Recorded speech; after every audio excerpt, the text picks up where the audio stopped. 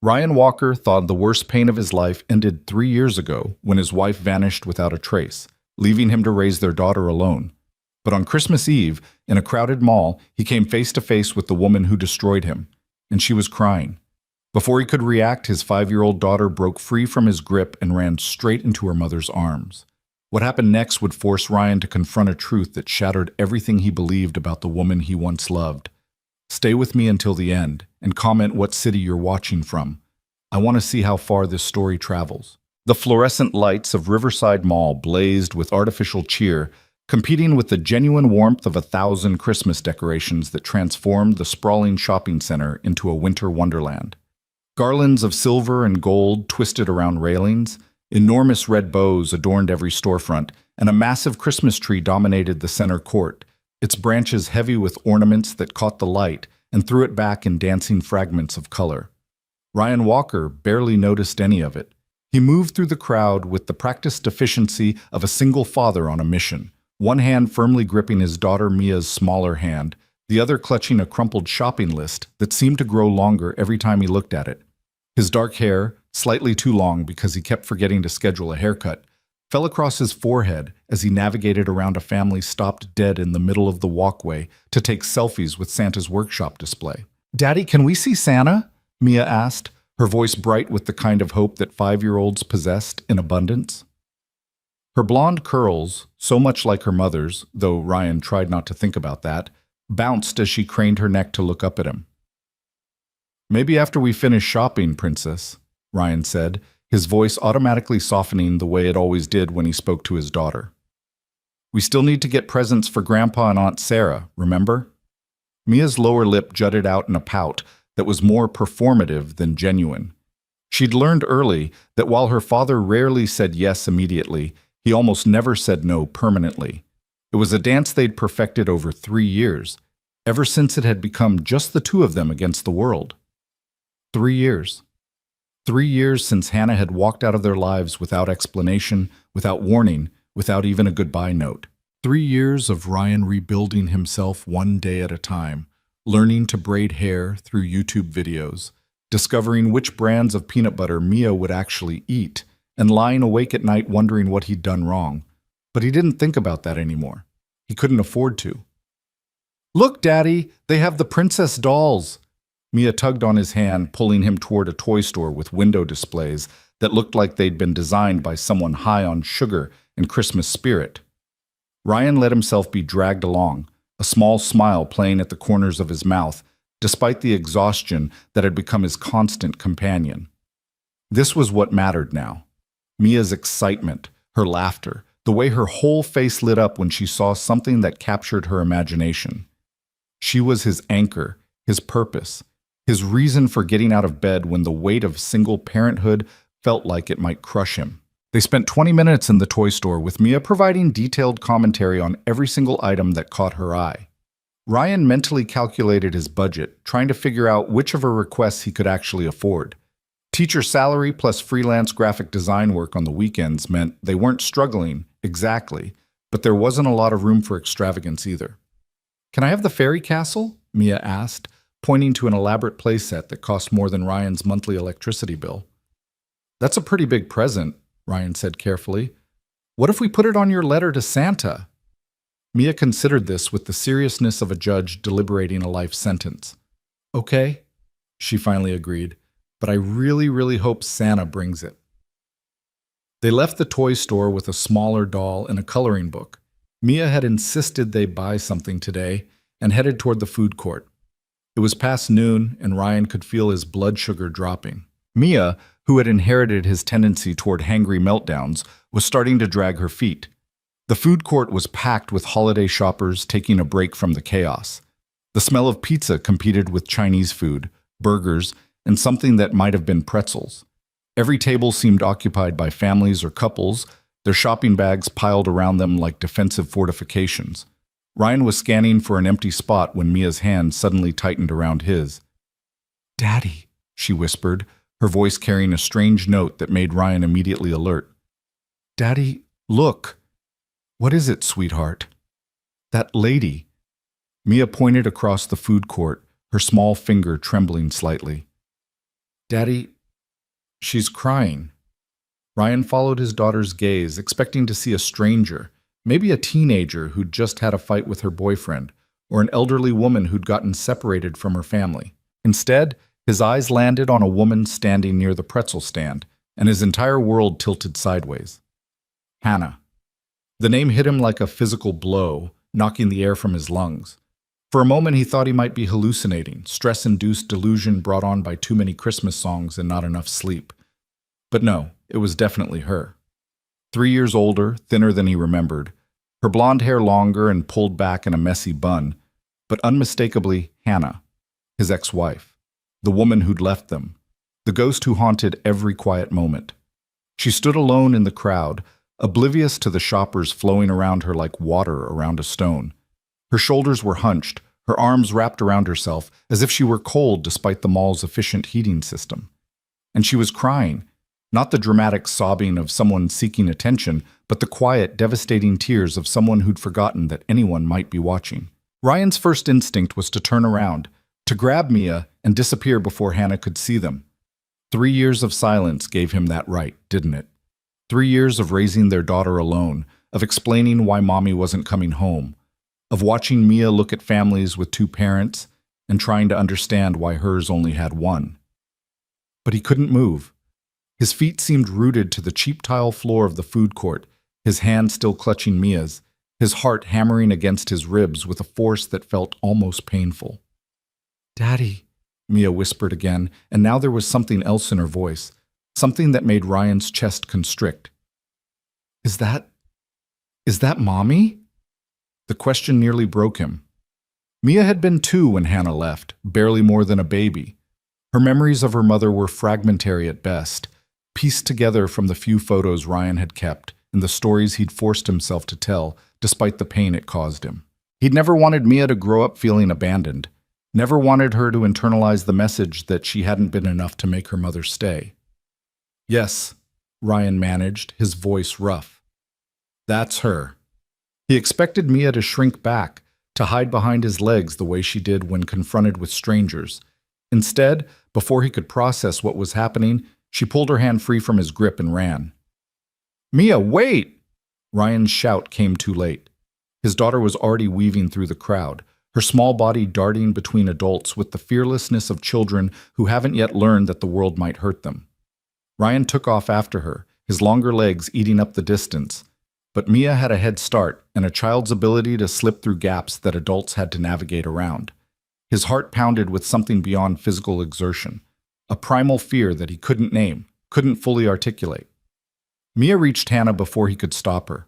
The little girl threw her arms around Hannah's waist, pressing her face against her mother's coat, with an abandon that suggested muscle memory older than conscious thought. Hannah gasped, her hands flying up in shock, her tears stopping as suddenly as if someone had flipped a switch. For a moment, frozen in time, mother and daughter stood locked together while the world moved around them. Shoppers hurrying past, Christmas music playing from overhead speakers, the smell of mall food court lingering in the air. Hannah's face went through a rapid succession of emotions: shock, confusion, recognition, and then something that looked like pain mixed with joy in equal measure. Ryan skidded to a stop a few feet away, breathing hard, his mind racing to catch up with what his body already knew. This was happening. After 3 years of absence, after 3 years of silence, here was Hannah, and here was their daughter, clinging to the mother who'd abandoned her as if no time had passed at all. "Mia," Ryan said, his voice coming out harsher than he intended. "Come here, now." But Mia didn't let go. If anything, she held on tighter, her small hands gripping the fabric of Hannah's coat with fierce determination. Hannah's eyes lifted to meet Ryan's, and the impact of that gaze nearly knocked him backward. He'd forgotten how blue her eyes were, the exact shade of Mia's, and how they'd always been able to see straight through whatever defenses he tried to erect. But now those eyes were different somehow, shadowed, haunted by things he couldn't begin to guess at. "Ryan," Hannah whispered, and hearing his name in her voice after 3 years of silence felt like touching a live wire. I never thought—" "Come on, Mia," Ryan said again, ignoring Hannah completely. He couldn't do this. Not here, not now, not ever. We need to finish our shopping. He reached for his daughter, intending to physically pull her away if necessary, but Mia turned her face up to him with an expression that stopped him cold. Her eyes, Hannah's eyes, were wet with tears, but her jaw was set with a stubbornness that was pure Ryan. "She's sad, Daddy," Mia said, her voice small but certain. "We can't leave her when she's sad." The simple logic of a 5-year-old. The uncomplicated compassion of someone too young to understand betrayal, abandonment, or the 1,000 ways that love could turn into hurt. Ryan wanted to explain that some sadness was earned, that Hannah had made her choices and had to live with the consequences, that they'd survived without her and didn't need her crashing back into their lives, especially not on Christmas Eve, especially not when they'd finally started to feel like they might be okay. But he couldn't say any of that. Not to Mia.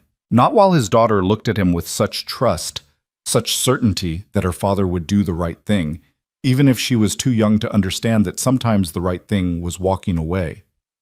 "Please," Hannah said, and the word came out broken, desperate. Her hands had lowered to rest gently on Mia's shoulders, as if she couldn't quite believe the little girl was real. "Please, Ryan, can we talk? 5 minutes, that's all I'm asking." 5 minutes? It seemed like such a small request, such an insignificant amount of time. But Ryan knew better. 5 minutes could unravel 3 years of careful healing. 5 minutes could undo all the work he'd done to build a life that felt stable, predictable, safe. "You don't get to ask for anything," Ryan said, his voice low and hard. "You gave up that right when you left." Hannah flinched as if he'd struck her, but she didn't let go of Mia. "I know," she said quietly. "I know I don't deserve it, but I'm asking anyway. For her sake, if not mine." It was a low blow invoking Mia, and they both knew it. Ryan's hands clenched into fists at his sides. Every instinct screamed at him to grab his daughter and run, to put as much distance between them and this ghost from their past as possible. But Mia was watching him with those impossibly blue eyes, and he could see the question forming behind them. Would Daddy be kind? Would Daddy be the person he'd always taught her to be?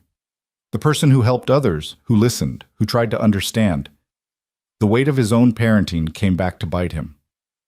5 minutes, Ryan finally said, the words feeling like they were being dragged from somewhere deep inside his chest. "That's it. Then we're done." Hannah's relief was so palpable it was almost painful to witness. "Thank you," she breathed. "Thank you, Ryan." He didn't respond. Instead, he looked around the crowded food court, searching for somewhere they could have this conversation without an audience of holiday shoppers. His eyes landed on a small cafe tucked into a corner, one of those chain coffee shops that seem to exist in every mall in America. "There," he said, pointing. "We'll talk there."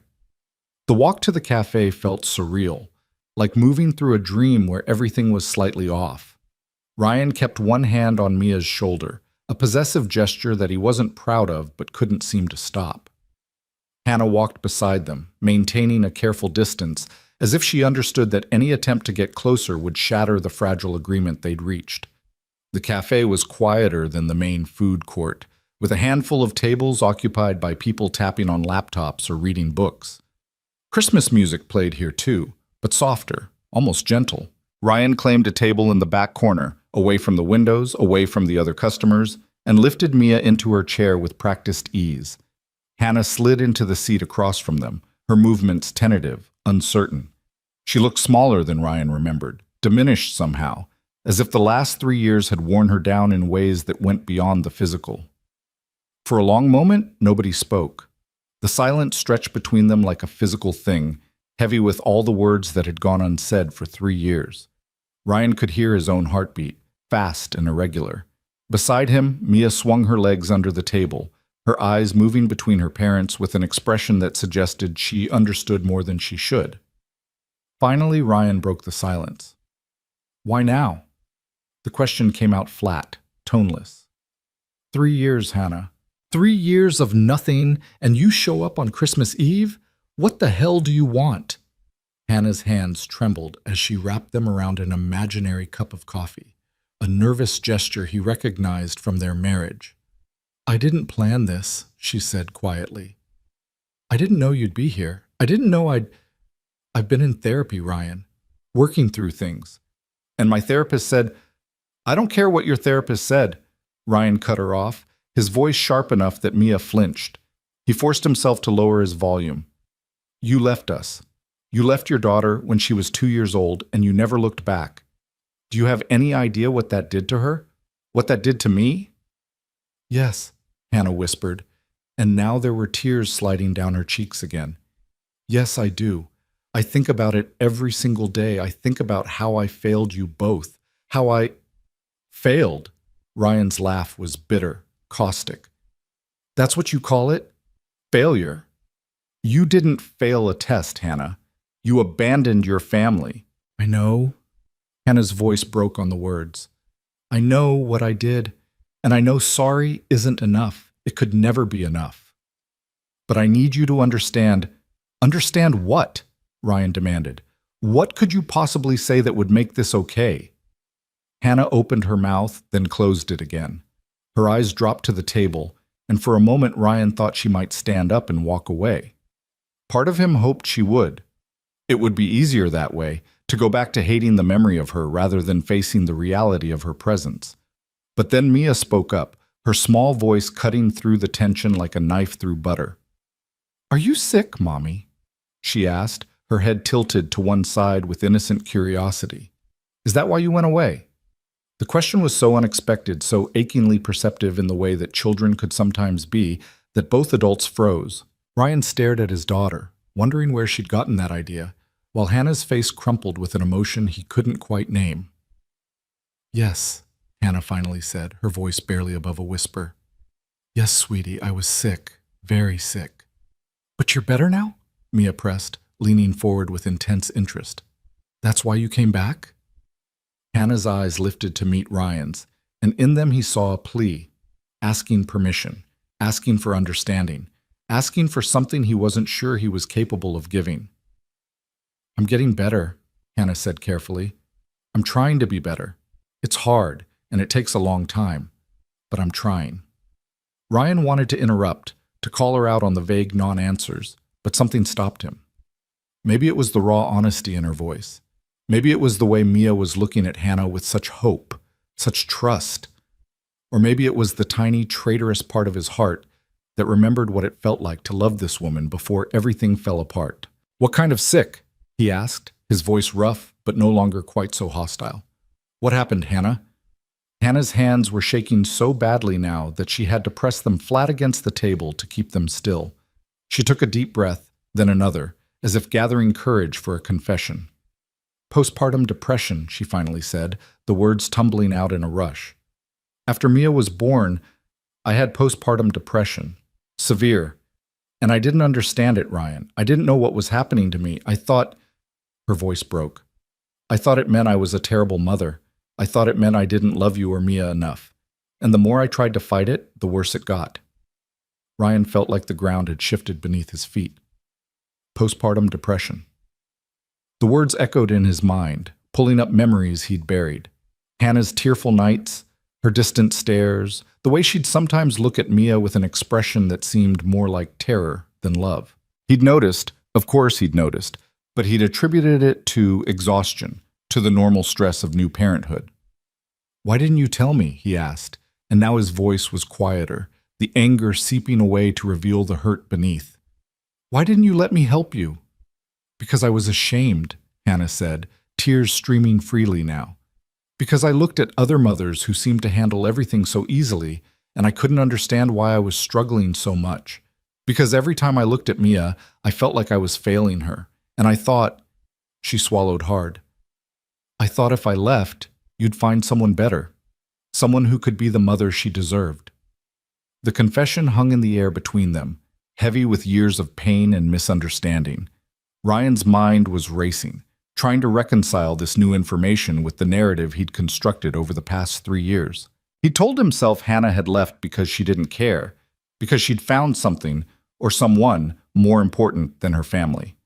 The possibility that she'd left because she cared too much, that her love had been warped by illness into something that looked like abandonment, had never occurred to him.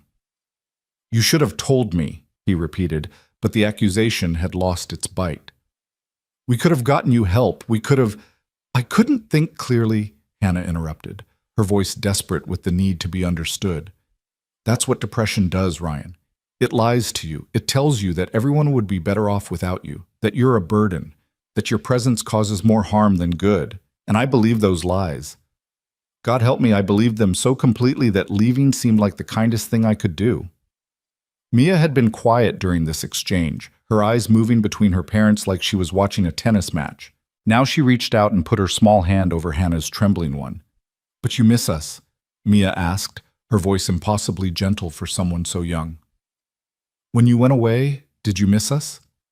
Hannah looked down at their joined hands, her own pale and shaking, Mia's small and steady, and let out a sound that was half sob, half laugh. "Every second," she said. "Every single second of every single day. I missed you so much I thought it might kill me. And maybe that's what I wanted at first. But then I got help, real help, and I started to understand that what I'd done wasn't love. It was illness. And by the time I realized that, so much time had passed that I didn't know how to come back. I didn't know if you'd want me to." Ryan sat back in his chair feeling like he'd been hollowed out and refilled with something he couldn't quite identify. Anger was still there, yes, but it was mixed now with grief, confusion, and something that might have been understanding, or at least the beginning of it. "You hurt us," he said quietly. "You hurt Mia. Do you know how many times she's asked me why her mommy doesn't love her? How many times I've had to lie and say it wasn't her fault?" "It wasn't her fault," Hannah said fiercely, leaning forward with sudden intensity.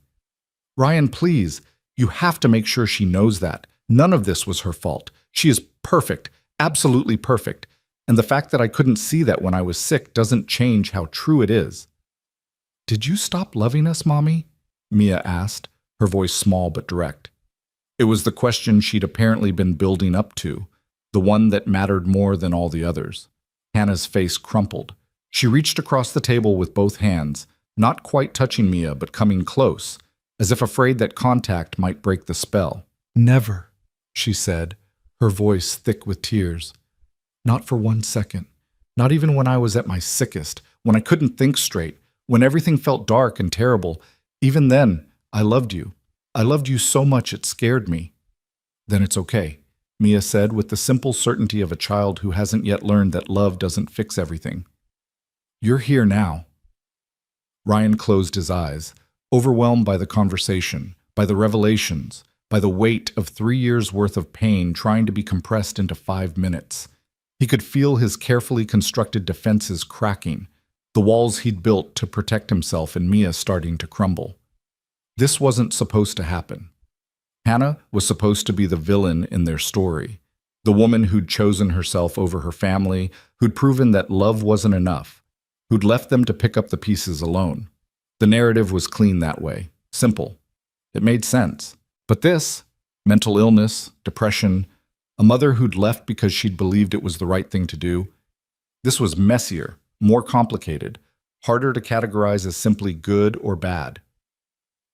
"My mom is sick too," Hannah said suddenly, pulling Ryan from his thoughts. "My mother. She has cancer, stage 4. The doctors say—" She trailed off, unable to finish the sentence. "I came home to take care of her. That's why I'm back in town. I've been here for 2 weeks trying to work up the courage to maybe see you guys. But I didn't know how. I didn't know if you'd even want to see me.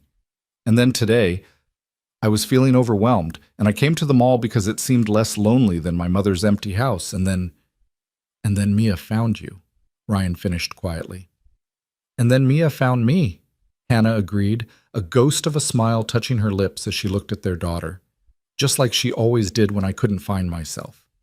The reference to the past, to when they'd been a family, when Hannah would hide during bad days and tiny Mia would seek her out with the instinct of someone following a homing signal, hit Ryan harder than he expected. He remembered those moments, though he'd tried to forget them.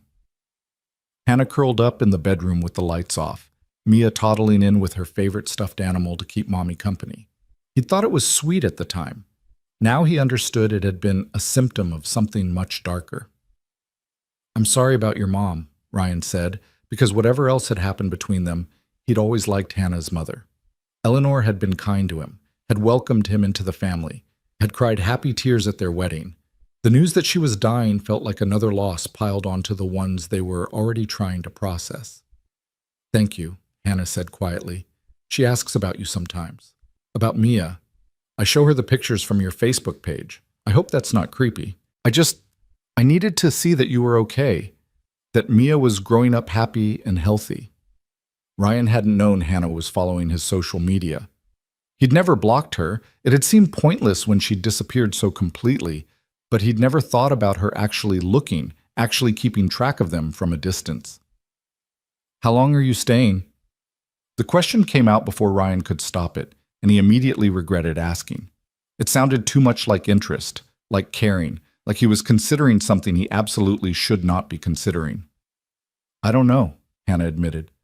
"As long as Mom needs me. Weeks, maybe months. We're taking it day by day." "I'm sorry," Mia said suddenly, her voice sad. "I'm sorry your mommy is sick too." Hannah's composure finally shattered completely. She put her face in her hands and sobbed. Not the quiet tears from before, but the kind of crying that came from somewhere deep and broken inside. Mia looked alarmed, her eyes flying to Ryan for guidance. Against his better judgment, against every self-protective instinct he possessed, Ryan reached across the table and put his hand over Hannah's wrist. Just that. A simple touch, brief and careful.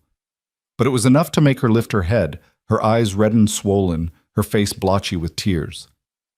"Thank you," she whispered, not pulling away from his touch. "Thank you for talking to me, for letting me explain. I know it doesn't change anything, but it changes some things," Ryan interrupted quietly. He pulled his hand back, already regretting the gesture, but unable to fully regret it at the same time. "It doesn't fix everything. It doesn't erase 3 years. But it changes some things." Hannah nodded, wiping at her face with the back of her hand in a gesture so familiar it made Ryan's chest ache. They sat in silence for a moment, the weight of the conversation settling around them like snow. Finally, Ryan glanced at his watch. More than 5 minutes had passed, significantly more. The mall would be closing in a few hours, and he still had shopping to finish.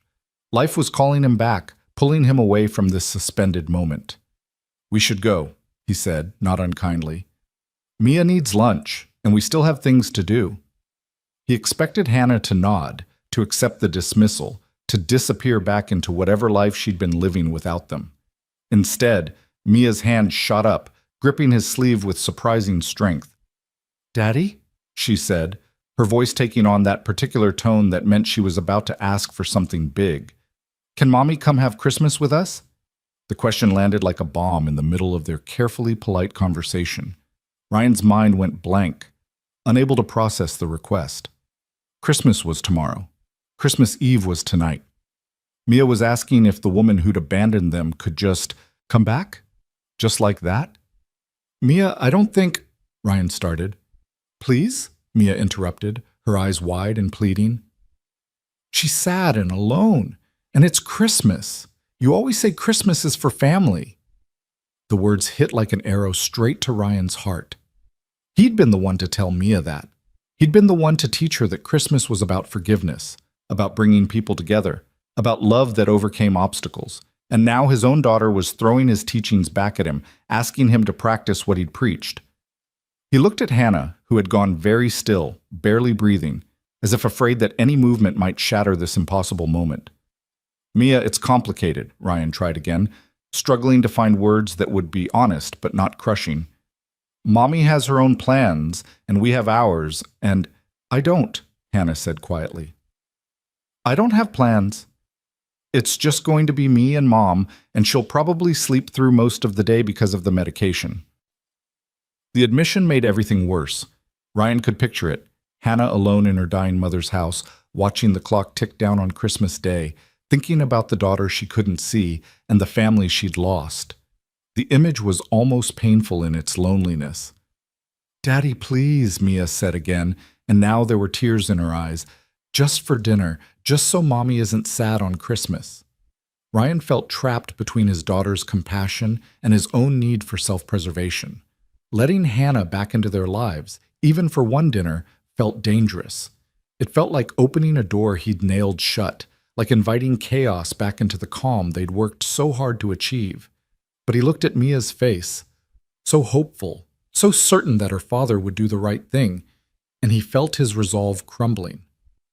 "I need to think about it," he finally said, the compromise feeling weak even as he spoke it. "Can you? Do you have a phone number I can call later today?" Hannah nodded quickly, pulling out her phone with trembling hands. They exchanged numbers in silence, the simple act feeling loaded with significance. Ryan saved her contact under just H, not ready to see her full name light up his phone screen. "I understand if you say no," Hannah said as she stood up, her movements tentative. "I understand that I don't have the right to ask for anything, but thank you for considering it, and thank you for letting me explain." She looked down at Mia, her expression so full of love and loss that Ryan had to look away. "Goodbye, sweetheart. Thank you for the hug. It meant more to me than you'll ever know." "Not goodbye," Mia said firmly. "See you later." It was a statement, not a question, the absolute certainty of a child who believed that wanting something badly enough could make it true. Hannah's smile was watery but genuine.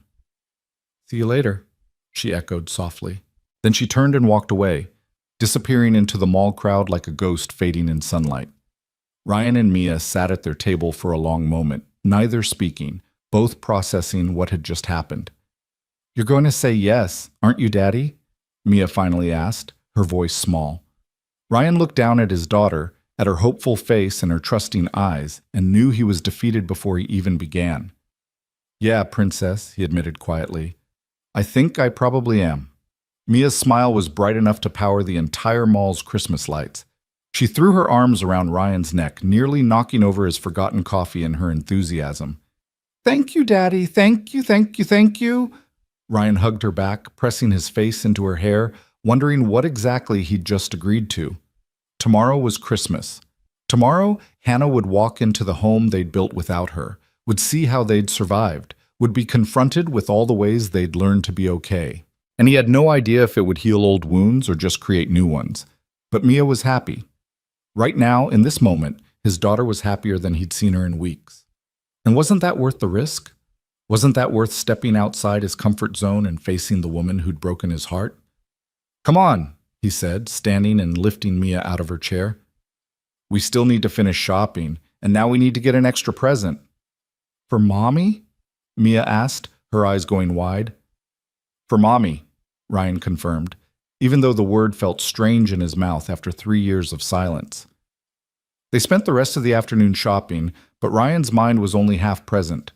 The other half kept circling back to Hannah, to the tears in her eyes, to her confession about postpartum depression, to the way she'd looked at Mia like someone seen sunshine after years of darkness. He thought about his father's words, the ones that had been echoing in his head since Mia first asked her question. "Christmas is for forgiveness, son."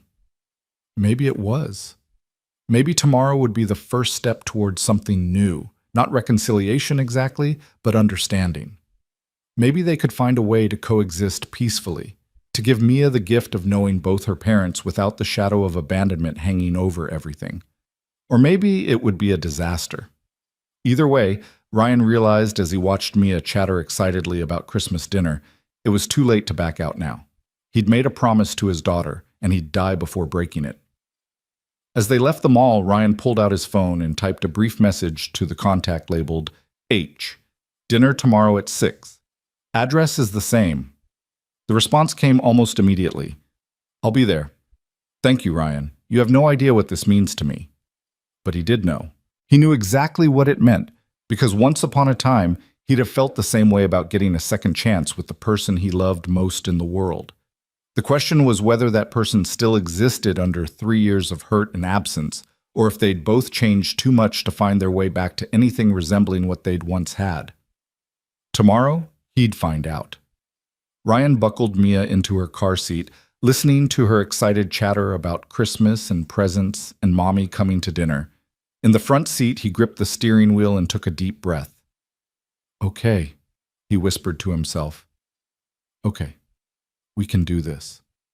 Behind them, the mall's Christmas lights blazed against the darkening sky, marking the end of Christmas Eve and the beginning of something Ryan couldn't yet name, something that felt both terrifying and inevitable, like standing at the edge of a cliff and knowing you're about to jump. The drive home from the mall felt longer than usual, though the route was exactly the same as always. Ryan's hands gripped the steering wheel with unnecessary force, his knuckles white against the black leather. Behind him, Mia sang along to the Christmas carols playing on the radio, her voice sweet and slightly off-key, blissfully unaware of the storm churning in her father's mind. What had he done? What had he just agreed to? The question circled through Ryan's thoughts like a vulture waiting for something to die.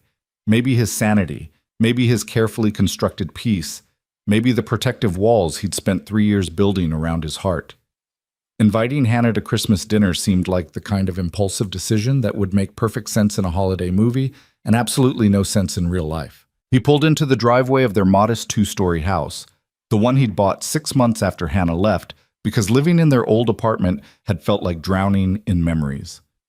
The Christmas lights he and Mia had hung last weekend blinked cheerfully from the roofline, and a wreath made from Mia's handprints decorated the front door. It was home. Their home, built from the ashes of what used to be. And tomorrow, he was inviting the person who'd burned it all down to come inside. "Can we make cookies tonight, Daddy?" Mia asked as he unbuckled her from the car seat. "For Santa and for Mommy?" Ryan managed a smile that felt only slightly forced. "Sure, Princess. We can make cookies." Inside, the house smelled like the pine-scented candles Ryan had been burning all week, trying to create the perfect Christmas atmosphere. The tree stood in this corner of the living room, decorated with an eclectic mix of ornaments collected over years. Some from Ryan's childhood, some from the brief years of their marriage, and many newer ones marking milestones that only he and Mia had shared.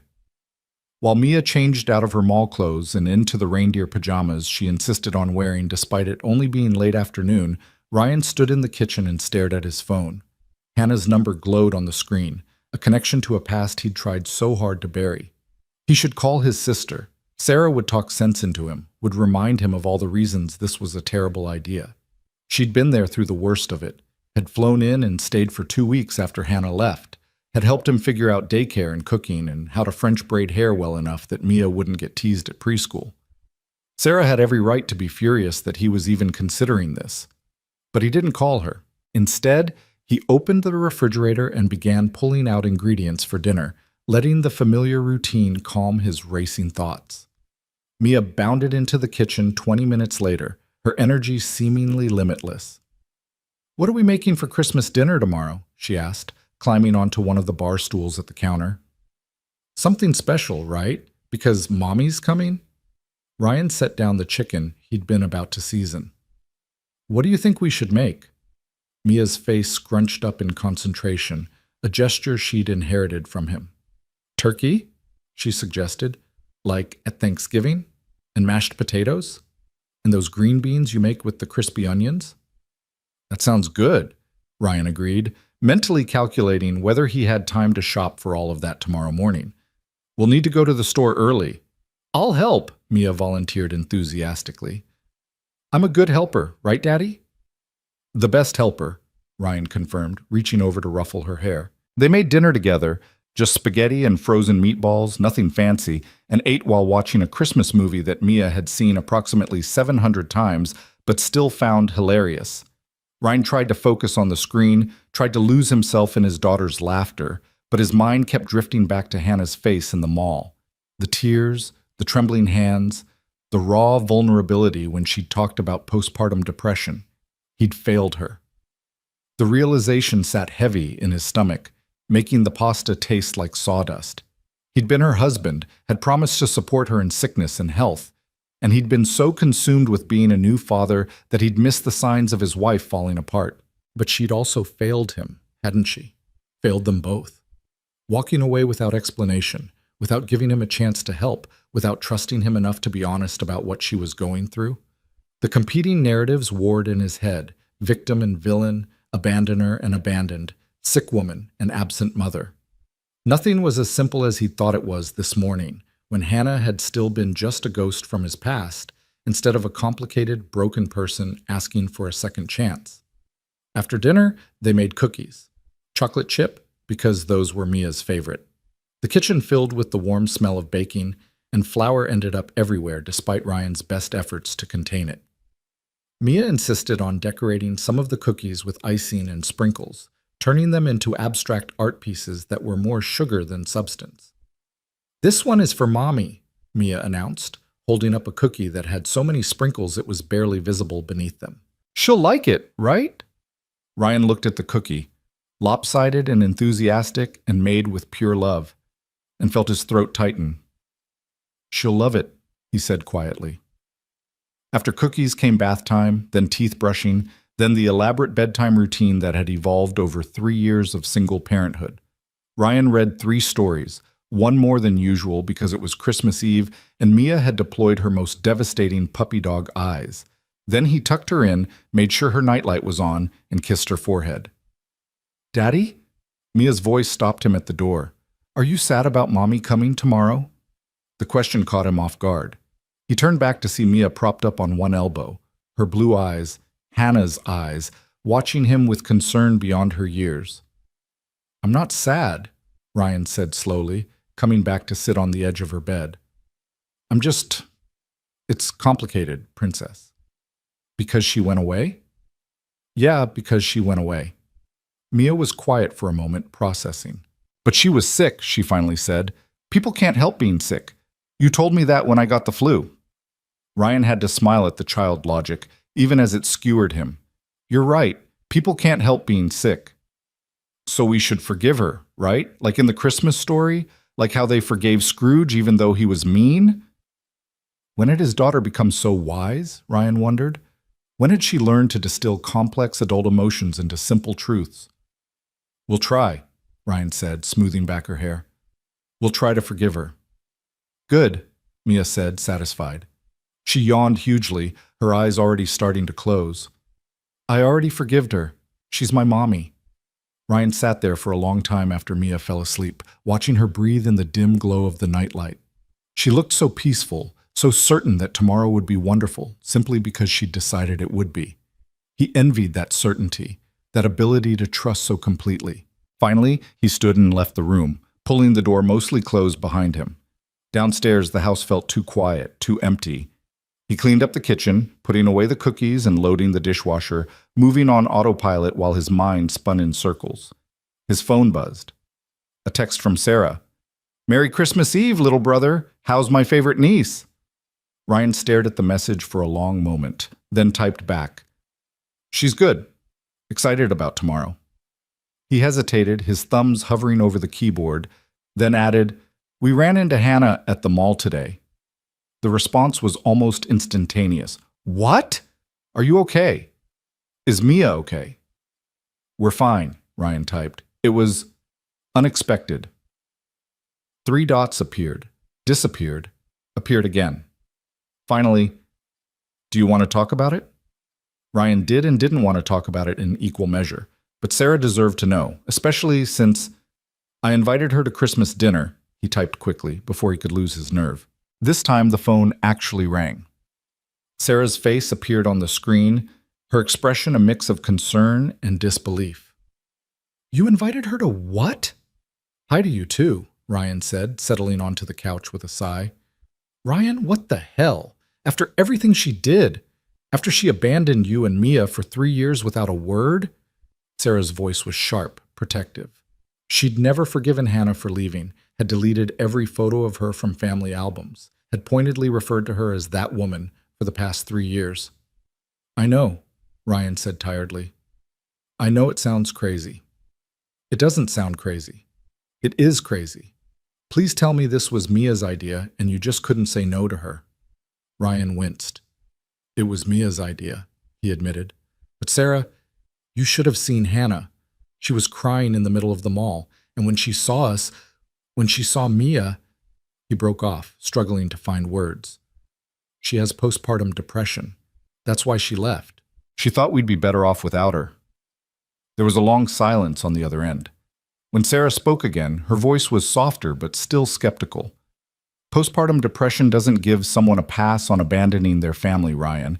Yes, it's a real illness and it's serious, but there are treatments, there's therapy, there's medication. She had options besides just disappearing." "I know," Ryan said again, I'm not saying what she did was okay. I'm just saying it's more complicated than I thought. And you think one Christmas dinner is going to fix 3 years of damage? No, Ryan said quietly. I don't think it's going to fix anything, but Mia asked, and I couldn't tell her no. You know how she is. Sarah sighed heavily. I do know how she is. That kid could convince anyone to do anything with those eyes. She gets that from you, by the way. You had the same puppy dog look when we were kids. Despite everything, Ryan smiled. I did not. You absolutely did. How do you think you got me to take the blame that time you broke Mom's vase? They talked for a few more minutes, Sarah extracting a promise that Ryan would call her immediately if the dinner went south. And I'm coming over the day after Christmas, she declared. I need to assess the damage in person. After they hung up, Ryan sat in the quiet living room, staring at the Christmas tree lights. They blinked in a pattern, blue, white, red, green, hypnotic and soothing. He remembered picking out this tree with Mia, how she'd insisted on the one that was slightly crooked because it looked sad and needed a home. His daughter had a gift for seeing the lonely, the broken, the ones who needed help. Maybe that's what she'd seen in Hannah today. Not the mother who'd abandoned her, but a person in pain who needed forgiveness. Ryan's phone buzzed again. This time it was from Hannah. I can't sleep. I keep thinking about today. About Mia. She's so beautiful, Ryan. You've done an amazing job with her. He stared at the message for a long time before responding. She asks about you sometimes. I always told her you loved her, even when you weren't here. Thank you for that. I don't deserve it, but thank you. Ryan typed and deleted 3 different responses before finally settling on, see you tomorrow at 6. We're having turkey. I'll bring wine and dessert and anything else you need. Just bring yourself, Ryan typed, then immediately regretted how that sounded. Too intimate, too much like an invitation to be part of their lives again, rather than just a guest at one dinner. But the message was sent, and he couldn't take it back. He forced himself to go to bed, though sleep felt impossible. His mind kept replaying the day, Hannah's tears, Mia's hug, the revelation about postpartum depression, the weight of his daughter's hand in his as she asked if Mommy could come for Christmas. When he finally did drift off, his dreams were fragmented and strange. Hannah, walking through their old apartment, Mia as a toddler reaching for a mother who kept disappearing like smoke, the mall decorated with lights that blazed too bright and hurt to look at. He woke at 6 in the morning, earlier than necessary, his heart pounding from dreams he couldn't quite remember. Mia was still asleep, her room quiet when he checked on her. The house felt suspended in that pre-dawn stillness, waiting for the day to truly begin. Christmas morning, and Hannah was coming to dinner. Ryan made coffee and stood at the kitchen window, watching the sky gradually lighten from black to deep blue to pale gray. Snow had fallen overnight, not much, just enough to dust the lawn and trees with white, making everything look clean and new. A fresh start, he thought, then immediately felt ridiculous for assigning metaphorical meaning to weather patterns. By 7, Mia was awake and bouncing off the walls with Christmas excitement. They opened presents in the living room, nothing extravagant, but enough to make Mia squeal with delight. The fairy castle from the toy store was there, purchased late last night during an emergency run after Mia fell asleep. Her joy made the credit card hit worth it. Santa really brought it, she exclaimed, already pulling pieces out of the box. Daddy, can we build it before Mommy comes? I want to show her. We'll start it after breakfast, Ryan promised. But we need to go shopping first, remember, for dinner? The grocery store was predictably chaotic on Christmas morning, full of last-minute shoppers who'd forgotten cranberry sauce or realized they needed more butter. Ryan navigated the crowds with practiced efficiency, Mia riding in the cart and providing running commentary on everything they passed. They bought a turkey, already defrosted and ready to cook, potatoes, green beans, cranberry sauce, both canned and fresh cranberries because Ryan wasn't sure which one Hannah preferred, ingredients for stuffing, gravy mix because Ryan had attempted homemade gravy once, and it had been a disaster, rolls, and at Mia's insistence, ingredients for hot chocolate. Because Mommy used to make it for me when I was little. Ryan didn't remember Hannah making hot chocolate. Mia had been so young when Hannah left, but he didn't correct her. Maybe it was a real memory. Maybe it was something Mia had constructed from wishes and fragments. Either way, they bought cocoa and marshmallows. Back home, the turkey went in the oven, filling the house with the smell of roasting meat and herbs. Ryan moved through the kitchen like a machine, prepping side dishes, setting the table with the nice plates they almost never used, trying not to think too hard about what was coming. Mia worked on her fairy castle at the coffee table, occasionally calling out questions or showing Ryan her progress. The normalcy of it helped. This was just another day, just another Christmas, just dinner with a guest who happened to be Mia's mother. Except it wasn't, and pretending otherwise was exhausting. By 4 o'clock, Ryan found himself changing clothes for the third time. Nothing felt right. The button-down was too formal, like he was trying too hard. The t-shirt was too casual, like he didn't care. He finally settled on a dark green Henley and jeans, presentable but not overdressed. "You look nice, Daddy," Mia said when he came downstairs. She'd insisted on wearing her Christmas dress, red velvet with white trim, her hair in 2 neat braids that Ryan was privately very proud of. "You look beautiful, Princess," he said, meaning it completely. 5:30 came and went. Ryan found himself watching the clock, his stomach twisted in knots. The turkey was resting, the potatoes were keeping warm, everything was ready. All they needed was... The doorbell rang at precisely 6 o'clock. For a moment, Ryan couldn't move. He stood frozen in the kitchen, listening to Mia's excited footsteps running toward the front door. This was it. No more hypotheticals, no more wondering. Hannah was here, standing on their porch, about to enter the life they'd built without her. "Daddy, Mommy's here!" Mia's voice carried through the house, high and excited.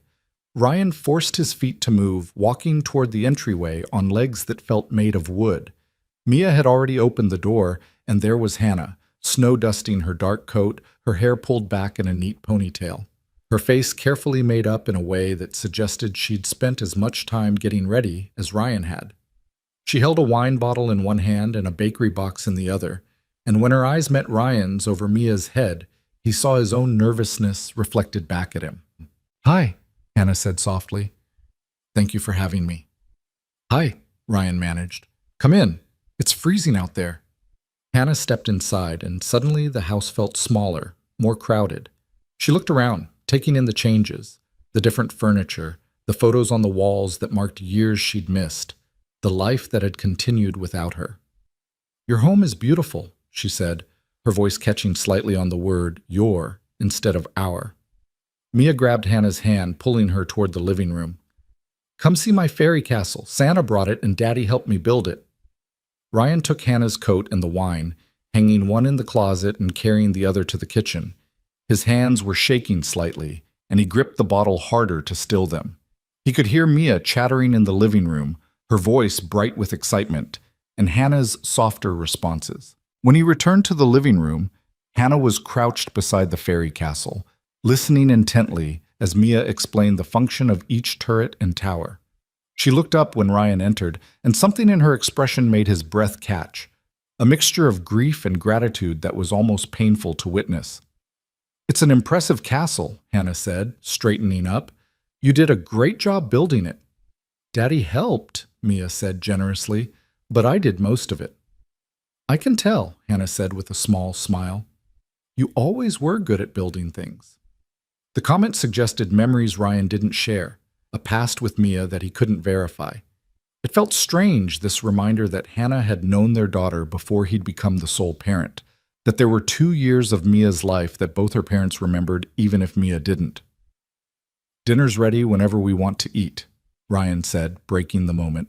They moved to the dining room, an awkward procession of 3 people trying to figure out how to be together. Ryan had set the table with 3 places, him at one end, Mia on the side, and Hannah at the other end, a safe distance. A reminder that they were no longer the family they'd once been. Hannah helped carry dishes from the kitchen, moving carefully, as if afraid she might break something. Mia kept up a steady stream of conversation, filling the silence with stories about school, her friends, the Christmas pageant where she'd been an angel. "You should have seen her," Ryan found himself saying as he carved the turkey. "She had the biggest wings of anyone in the show." "Because I was the best angel," Mia said proudly. The most modest angel, too, Ryan teased, and Mia giggled. Hannah watched them with an expression that Ryan couldn't quite read. Love and loss tangled together, joy at seeing them, but pain at all she'd missed. When they finally sat down to eat, she seemed to gather herself, deliberately brightening her expression. "This looks amazing, Ryan," she said, looking at the spread of food. "You've become quite the cook." "YouTube tutorials and a lot of trial and error," Ryan said, passing her the potatoes. "Though Mia would tell you we had pizza for dinner more nights than we should have."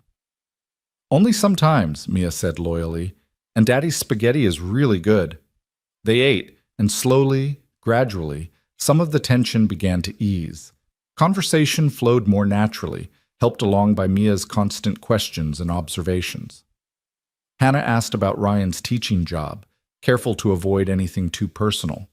Ryan asked about Hannah's mother, and Hannah's expression shuddered briefly before she answered. "She's comfortable," Hannah said quietly. "The hospice nurses are wonderful. She was sleeping when I left, but I told her where I was going. She was glad." "I'm sorry you're going through that," Ryan said, and meant it despite everything else. "Thank you," Hannah whispered.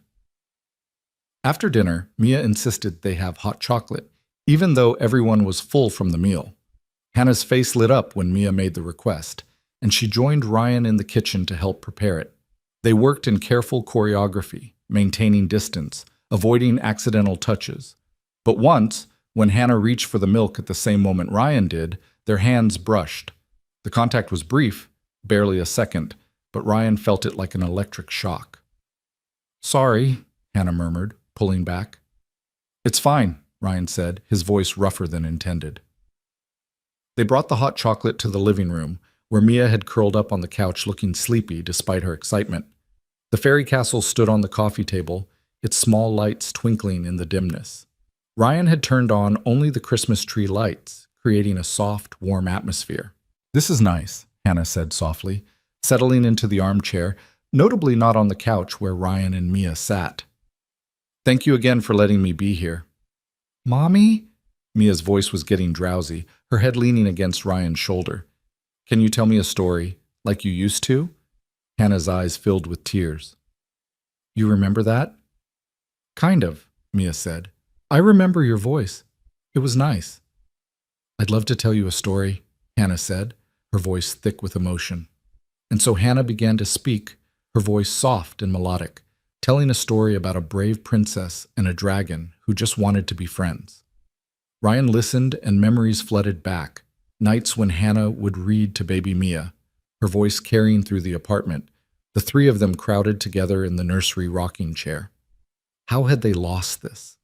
How had something that felt so solid, so permanent, crumbled into nothing? Mia's eyes drifted closed as Hannah spoke, her breathing evening out into sleep. The story wound down, and silence filled the room. Ryan carefully shifted, preparing to carry Mia up to bed. "Let me," Hannah whispered. "Please. I know I don't have the right, but—" Ryan hesitated, every protective instinct screaming at him to say no. But something in Hannah's face, the desperate hope, the aching need to have this one small moment, made him nod. Hannah lifted Mia with the practiced ease of muscle memory, cradling their daughter against her chest. Mia stirred slightly but didn't wake, her arms automatically circling Hannah's neck. Ryan watched them walk up the stairs together, his heart in his throat. He followed at a distance, standing in Mia's doorway as Hannah gently laid her in bed and pulled up the covers. She stood there for a long moment, just looking at their sleeping daughter, tears streaming silently down her face. "She's perfect," Hannah whispered.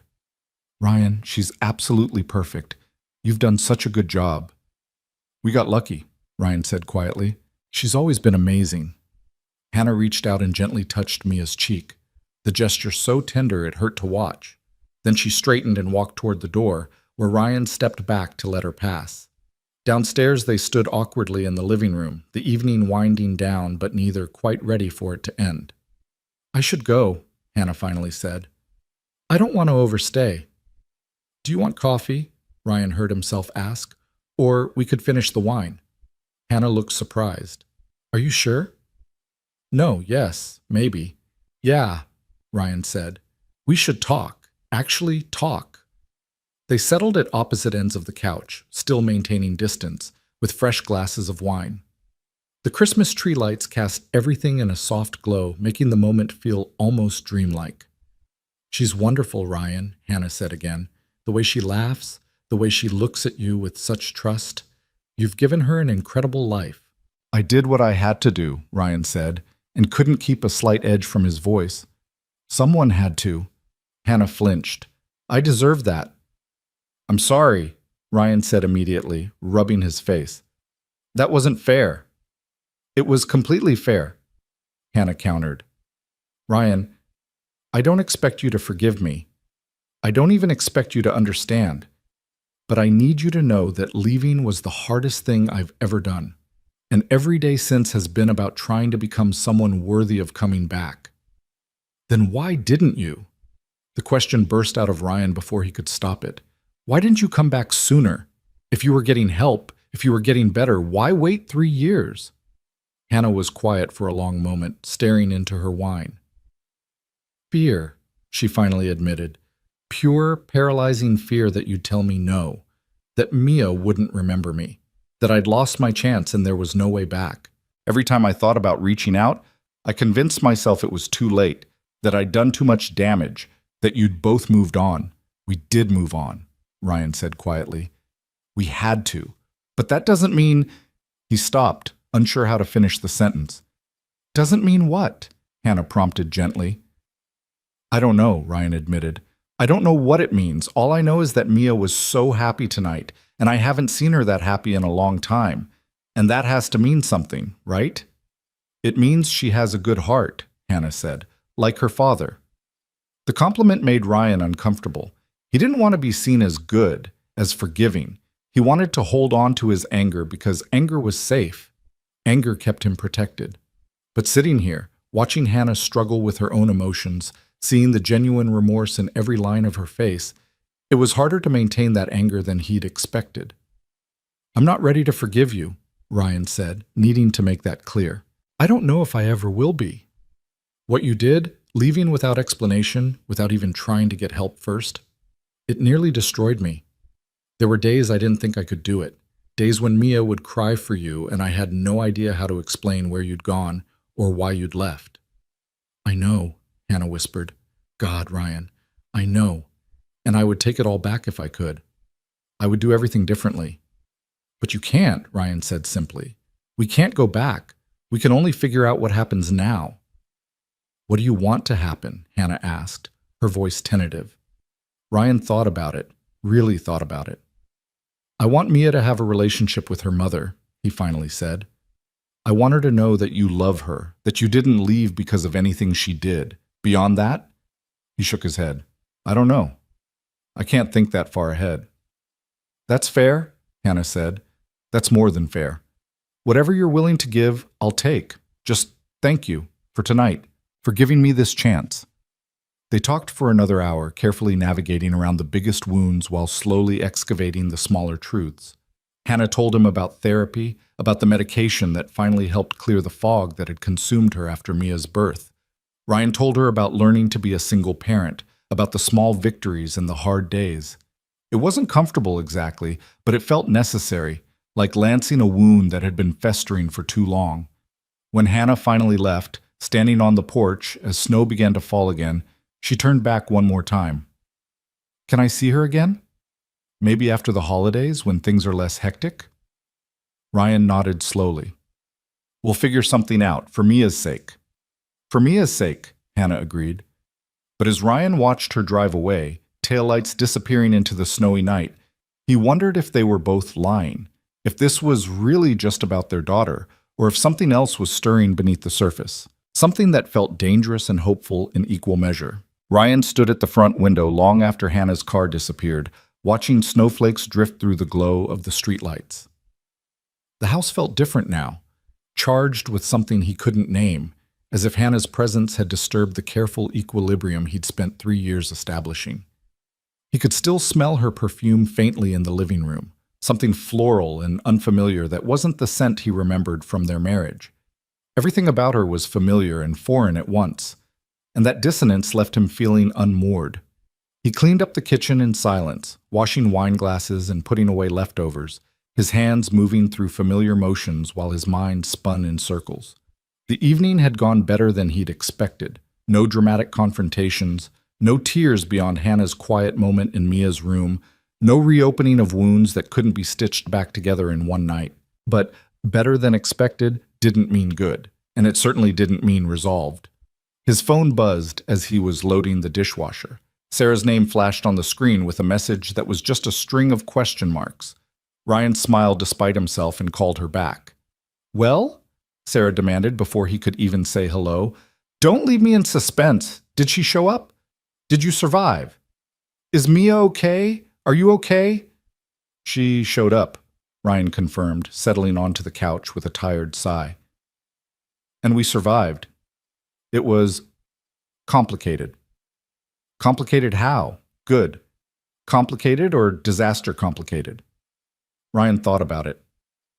"Somewhere in between." Mia was thrilled. Hannah was emotional but appropriate. We talked, really talked, for the first time in 3 years. "And?" Sarah pressed when he paused.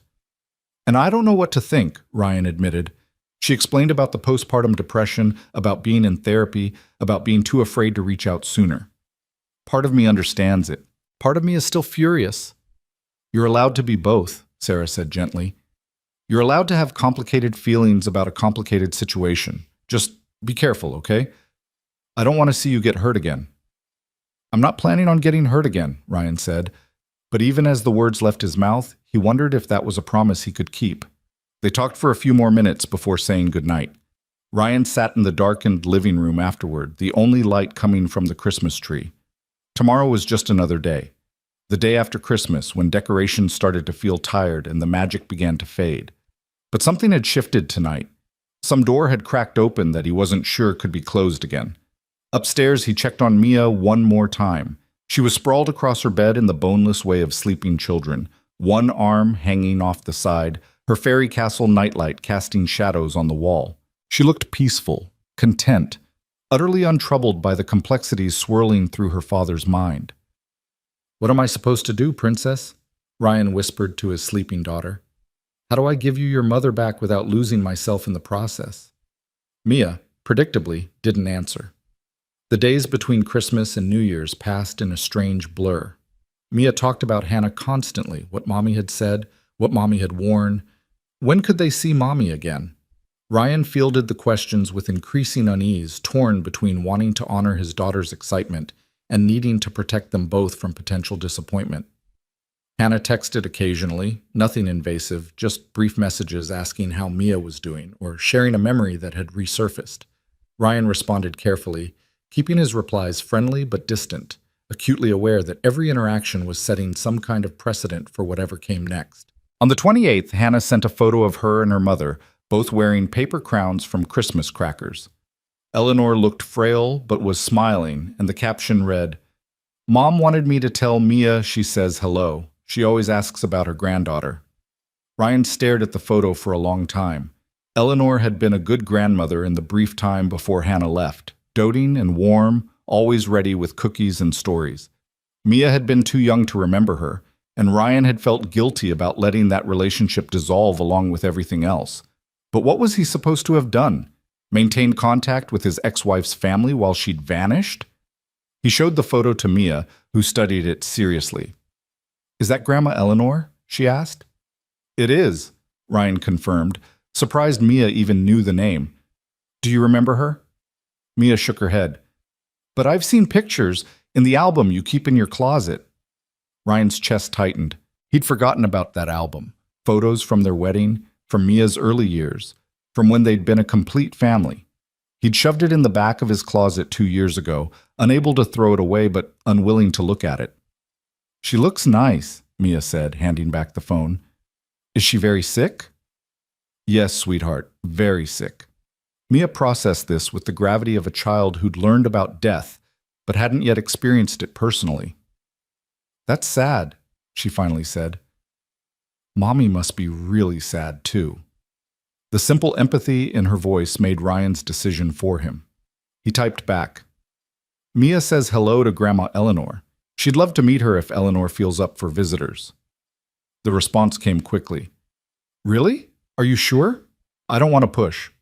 Ryan hesitated, then wrote, I'm sure. Let us know when would be good. That was how, 3 days later, Ryan found himself driving to Eleanor's house with Mia chattering nervously in the back seat. The house was in the older part of town, a craftsman-style home that Ryan had visited countless times during his marriage. It looked smaller than he remembered, shabbier, as if it had aged rapidly in the years since he'd last been there. Hannah met them at the door, her expression a mixture of gratitude and anxiety. Thank you for this, she said quietly. Mom has been talking about it non-stop since I told her you were coming. How is she today?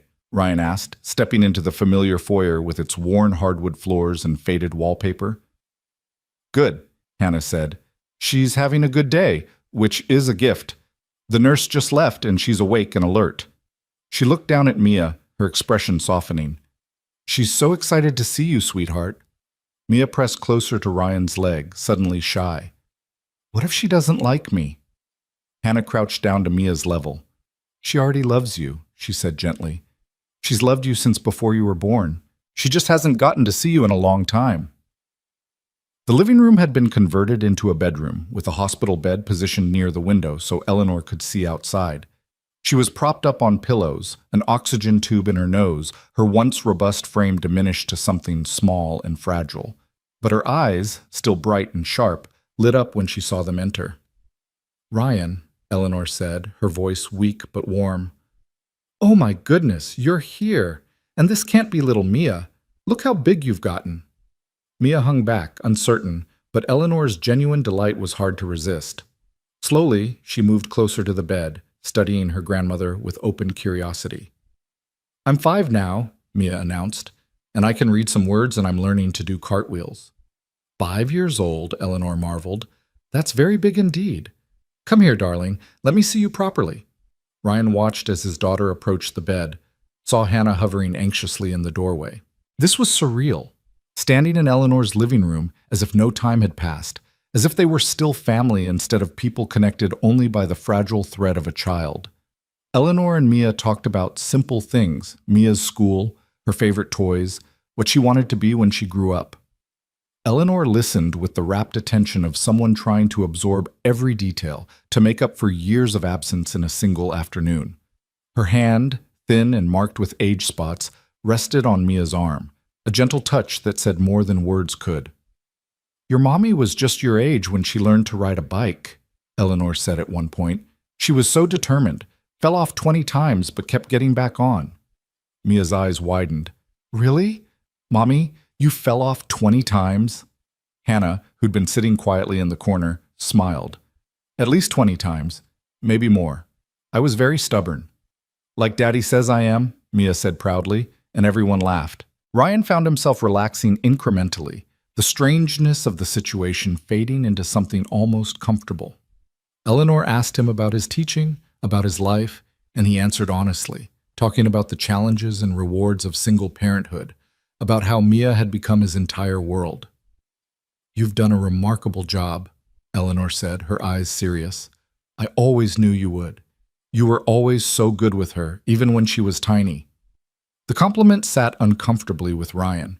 He didn't want Eleanor's approval, didn't want to fall back into the easy warmth of this family that had once been his, but he couldn't be rude to a dying woman who'd only ever been kind to him. After an hour, Eleanor began to tire, her responses getting slower, her eyes drooping. Hannah noticed immediately and stood up. Mom should rest now, she said gently. Mia looked disappointed but nodded. She leaned close to Eleanor and said, I'll come back and visit again, okay? Eleanor's eyes filled with tears. I would love that, sweetheart. Thank you for coming to see your old grandma. You're not that old, Mia said loyally, and Eleanor laughed even as she cried. Hannah walked them to the door, and this time Ryan was the one who lingered. Thank you, Hannah said again. You have no idea what this meant to her, to both of us. Mia enjoyed it, Ryan said, which was true but felt inadequate. Can I? Hannah hesitated. Would it be okay if I called sometimes to talk to Mia? I know I don't have the right to ask, but you can call, Ryan heard himself say. Not every day? But sometimes, we'll figure out a schedule. The relief on Hannah's face was almost painful to witness. Thank you, Ryan. Thank you. In the car, Mia was quiet for the first few minutes before asking, "Is Grandma Eleanor going to die soon?" The question was direct in the way children's questions often were, cutting through pretense to the heart of things. Ryan gripped the steering wheel tighter. Probably yes. That's what happens when people get very sick like she is. That's sad, Mia said, echoing her earlier sentiment. Mommy will be really sad. Yes, she will, Ryan agreed. Can we help her when she's sad? Ryan glanced in the rearview mirror at his daughter, seeing the concern on her small face. When had she become so empathetic, so attuned to others' pain? What do you think we should do? He asked. Mia thought about it seriously. We could visit more, and maybe bring her food. You always say food helps when people are sad. A laugh escaped Ryan despite everything. I do say that, don't I? So can we help Mommy when Grandma Eleanor dies? The when instead of if struck Ryan as both realistic and heartbreaking. Yes, he said quietly. We can help her. The schedule they established was loose but consistent. Hannah called twice a week to talk to Mia, usually for 20 or 30 minutes. The conversations were carefully monitored at first, with Ryan staying close enough to intervene if necessary.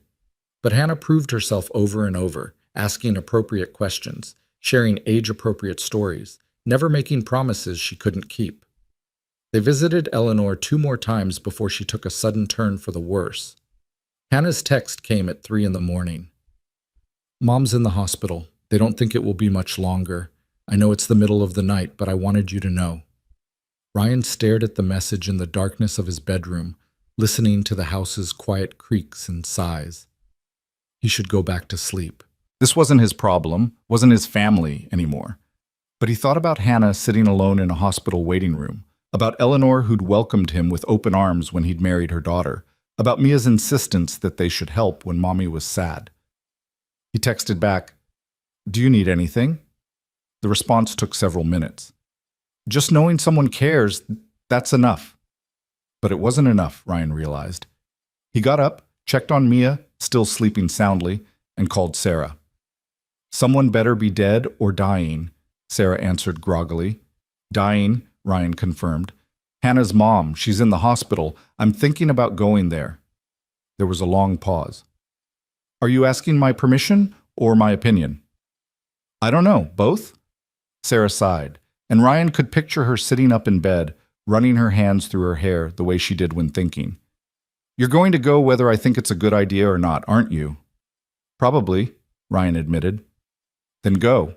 But Ryan, remember that supporting someone through grief doesn't mean you have to let them back into your life permanently. You can be kind without being stupid about it. I know, Ryan said, though he wasn't sure he did. He called his neighbor, Mrs. Chen, who'd watched Mia before, and insisted she didn't mind being woken up for an emergency. Within 30 minutes, Mia was still asleep in Mrs. Chen's guest room, and Ryan was driving through empty pre-dawn streets toward the hospital. He found Hannah in the ICU waiting room, alone and small-looking in a plastic chair. Her hair was uncombed, her face bare of makeup, her eyes red-rimmed from crying. When she saw him, her expression went through rapid succession of emotions, shock, confusion, and then something that looked like desperate gratitude. Ryan, she whispered, what are you doing here? I don't know, he said honestly, settling into the chair beside her. But you shouldn't be alone. Hannah's composure crumbled. She turned her face away, shoulders shaking with silent sobs. Without thinking, Ryan put his arm around her, and she collapsed against him the way she used to when they were married, when comfort between them had been natural and easy instead of complicated and fraught. She's asking for me, but she's not really there anymore, Hannah said between sobs. She keeps thinking I'm a child. She keeps asking for my father, and he's been dead for 10 years. Ryan held her and let her cry, offering no platitudes because there were none that would help. They sat like that for nearly an hour before a nurse came to tell them Eleanor had stabilized slightly, that Hannah could go in if she wanted. Will you come with me? Hannah asked, and the vulnerability in her voice made it impossible to say no. Eleanor's room was dim and filled with the steady beep of machines. She looked impossibly small in the hospital bed. Her breathing labored despite the oxygen. But when Hannah took her hand, Eleanor's eyes opened. "Hannah," she whispered. "My girl." "I'm here, Mom," Hannah said, her voice breaking. "I'm right here." Eleanor's gaze drifted to Ryan, and for a moment something like recognition flickered. "You take care of my girls," she said, the words slurred but clear enough. "Both my girls." Ryan swallowed hard. "I will," he said, not sure if he was lying or making a promise he didn't fully understand yet. Eleanor smiled, satisfied, and her eyes drifted closed again. They stayed for another 2 hours before the doctor suggested Hannah go home and rest. "She could hold on for days," the doctor said gently. "You need to take care of yourself too." Ryan drove Hannah back to Eleanor's house, neither of them speaking much. The sun was rising by then, painting the sky in shades of pink and gold that felt inappropriately beautiful given the circumstances. "Thank you," Hannah said as they pulled into the driveway. "For coming. For being there. You didn't have to." "I know," Ryan said. Hannah turned to look at him, really look at him, and Ryan saw the question in her eyes. A question about what this meant, about whether this changed anything between them. But he didn't have an answer, so he just nodded and watched her go inside. He picked up Mia from Mrs. Chen's house, endured his daughter's 20 questions about where he'd been, and made it through the day on coffee and determination. That evening, he told Mia that Grandma Eleanor was very sick and might not be with them much longer. "Can we make her a card?" Mia asked, "to tell her we're thinking about her?" So they made a card, Mia coloring rainbows and flowers, while Ryan wrote a message that tried to convey things he didn't quite know how to say. They mailed it that afternoon, and Ryan hoped Eleanor would be lucid enough to see it. She died 2 days later, in the early morning hours, with Hannah holding her hand. The text came at 6 a.m. "She's gone. Peaceful. Thank you for everything." Ryan stared at the message, feeling the weight of it settle in his chest. He'd known it was coming, but knowing didn't make it easier. He thought about Eleanor, her kindness, her warmth, the way she'd welcomed him into her family, and never made him feel like he had to earn his place. He broke the news to Mia over breakfast, and she cried in the uncomplicated way of children who were sad but didn't fully comprehend the permanence of death. "Can we see Mommy?" she asked through her tears. "She must be really, really sad." "Not today," Ryan said gently. "Mommy needs time to take care of things, but we'll see her soon." The funeral was scheduled for the following weekend. Ryan debated whether to attend. He wasn't family anymore, had no official right to be there, but Mia wanted to go, wanted to say goodbye to the grandmother she'd barely known, and Ryan couldn't send her without him. So on a gray Saturday morning, they dressed in dark clothes and drove to the church where Ryan and Hannah had been married 7 years earlier. The building looked the same. White clapboard siding, tall steeple, stained glass windows that caught the weak winter light. Ryan's hands were sweating on the steering wheel as they pulled into the parking lot. Inside, the church was half full of people Ryan mostly didn't recognize. Eleanor's friends, her colleagues from the library where she'd worked for 30 years, neighbors and community members whose lives she'd touched. Hannah stood near the front, accepting condolences with the hollow-eyed exhaustion of someone running on empty. When she saw Ryan and Mia, something in her expression shifted, became less blank, more present. She crossed to them immediately, crouching down to hug Mia with desperate intensity. "You came," Hannah whispered, looking up at Ryan with wet eyes. "You actually came." "Of course we came," Ryan said, the words coming out gruffer than he intended. The service was simple and moving, full of stories about Eleanor's kindness and generosity. Hannah gave a eulogy that had half the congregation in tears, talking about her mother's strength, her love, her unwavering belief that people deserved second chances. "She never gave up on anyone," Hannah said, her voice wavering but strong. "Even when they gave up on themselves. She taught me that love means holding on even when it's hard, and forgiving even when it seems impossible." Ryan wondered if those words were meant for him, or if he was reading too much into a grieving daughter's tribute to her mother. At the reception afterward, held in the church basement with sandwiches and coffee, Ryan found himself cornered by Hannah's Aunt Margaret, a formidable woman who had never particularly liked him. "So you're back in the picture," Margaret said, her tone making it clear this wasn't a question. "I'm here for Mia," Ryan said carefully, "and to pay respects to Eleanor." Margaret studied him with sharp eyes. "Hannah's been through hell, you know. This isn't the first loss she's dealt with." The comment felt loaded with meaning Ryan didn't fully understand. "I know about the postpartum depression," he said. "Do you?" Margaret challenged. "Do you know about the miscarriage before that? The one that sent her spiraling even before Mia was born? Do you know about the family history of depression that made her terrified she'd inherited her own mother's struggles?" Ryan felt like the ground had shifted beneath him. "What miscarriage?" Margaret's expression softened slightly, seeing his genuine confusion. "Early on, 6 weeks. She didn't tell you?" "No," Ryan said, his mind reeling. "She never told me." "Well," Margaret said, her tone gentler now, "that's between you two. But I'm telling you now because if you're going to be in her life again, or in Mia's life with her, you need to understand that Hannah's been fighting battles you don't know about. And maybe if you'd known about them then, things would have been different." She walked away, leaving Ryan standing alone with a cup of bad coffee and a head full of questions. A miscarriage? Before Mia? How had he not known? Had he been that oblivious, that wrapped up in his own world? He found Hannah an hour later, standing alone in the church parking lot, staring at nothing. She looked wrung out, empty, like someone who'd given everything they had and had nothing left. "Why didn't you tell me?" Ryan asked without preamble. Hannah didn't pretend not to know what he meant. "About the miscarriage?" "Yes." She was quiet for a long moment. "Because I blame myself," she finally said. "Because I thought if I'd been stronger, healthier, more careful, it wouldn't have happened. And I was afraid you'd blame me too." "I wouldn't have," Ryan said, and meant it completely. "I know that now," Hannah said. "But back then I wasn't thinking clearly. The miscarriage happened, and I fell apart. And then I got pregnant with Mia so quickly afterward that I didn't have time to process any of it. And the whole time I was terrified. Terrified I'd lose her too. Terrified I wasn't strong enough to be a mother. Terrified of everything." "You should have told me," Ryan said, but without the anger that would have been there weeks ago. Now it was just sadness, grief for the communication that had failed them both. "I should have told you a lot of things," Hannah agreed. "But I was drowning, Ryan. And when you're drowning, you can't always see the hand reaching out to save you." They stood in silence, the weight of everything unsaid hanging between them. Finally, Ryan spoke. "Mia wants you to come to dinner again. Tomorrow. Nothing fancy, just spaghetti. But she asked, and I think you should come." Hannah's eyes widened. "Are you sure?"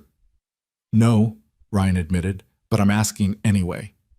A ghost of a smile touched Hannah's lips, the first genuine smile he'd seen from her all day. "Then yes, I'd love to."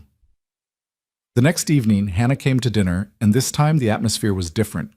Less tense, more comfortable, as if they'd all agreed to stop fighting against something inevitable. Mia showed Hannah her room, her toys, her collection of rocks from the playground. Hannah listened and engaged and asked questions, slipping into the role of mother with an ease that suggested it had never really left her. After Mia went to bed, Ryan and Hannah sat in the living room with tea, talking about nothing and everything. They laughed about Mia's stubborn streak, compared notes on her preferences and quirks, marveled at how much she'd grown. "I've missed so much," Hannah said quietly, "and I know I can never get that back." "No," Ryan agreed, "you can't, but maybe you can be part of what comes next." Hannah looked at him, hope and fear warring in her expression. "What does that mean?" "I don't know yet," Ryan said honestly, "but I think we need to figure it out, for Mia's sake." "Just for Mia's sake?" Hannah asked softly. Ryan met her eyes, saw the question there, and felt something shift in his chest, something dangerous and hopeful that he'd thought was dead and buried. "I don't know," he whispered. "Maybe not just for Mia." The admission hung in the air between them, fragile and significant. Hannah reached across the space separating them on the couch and took his hand. The touch was gentle, tentative, asking permission rather than demanding acceptance.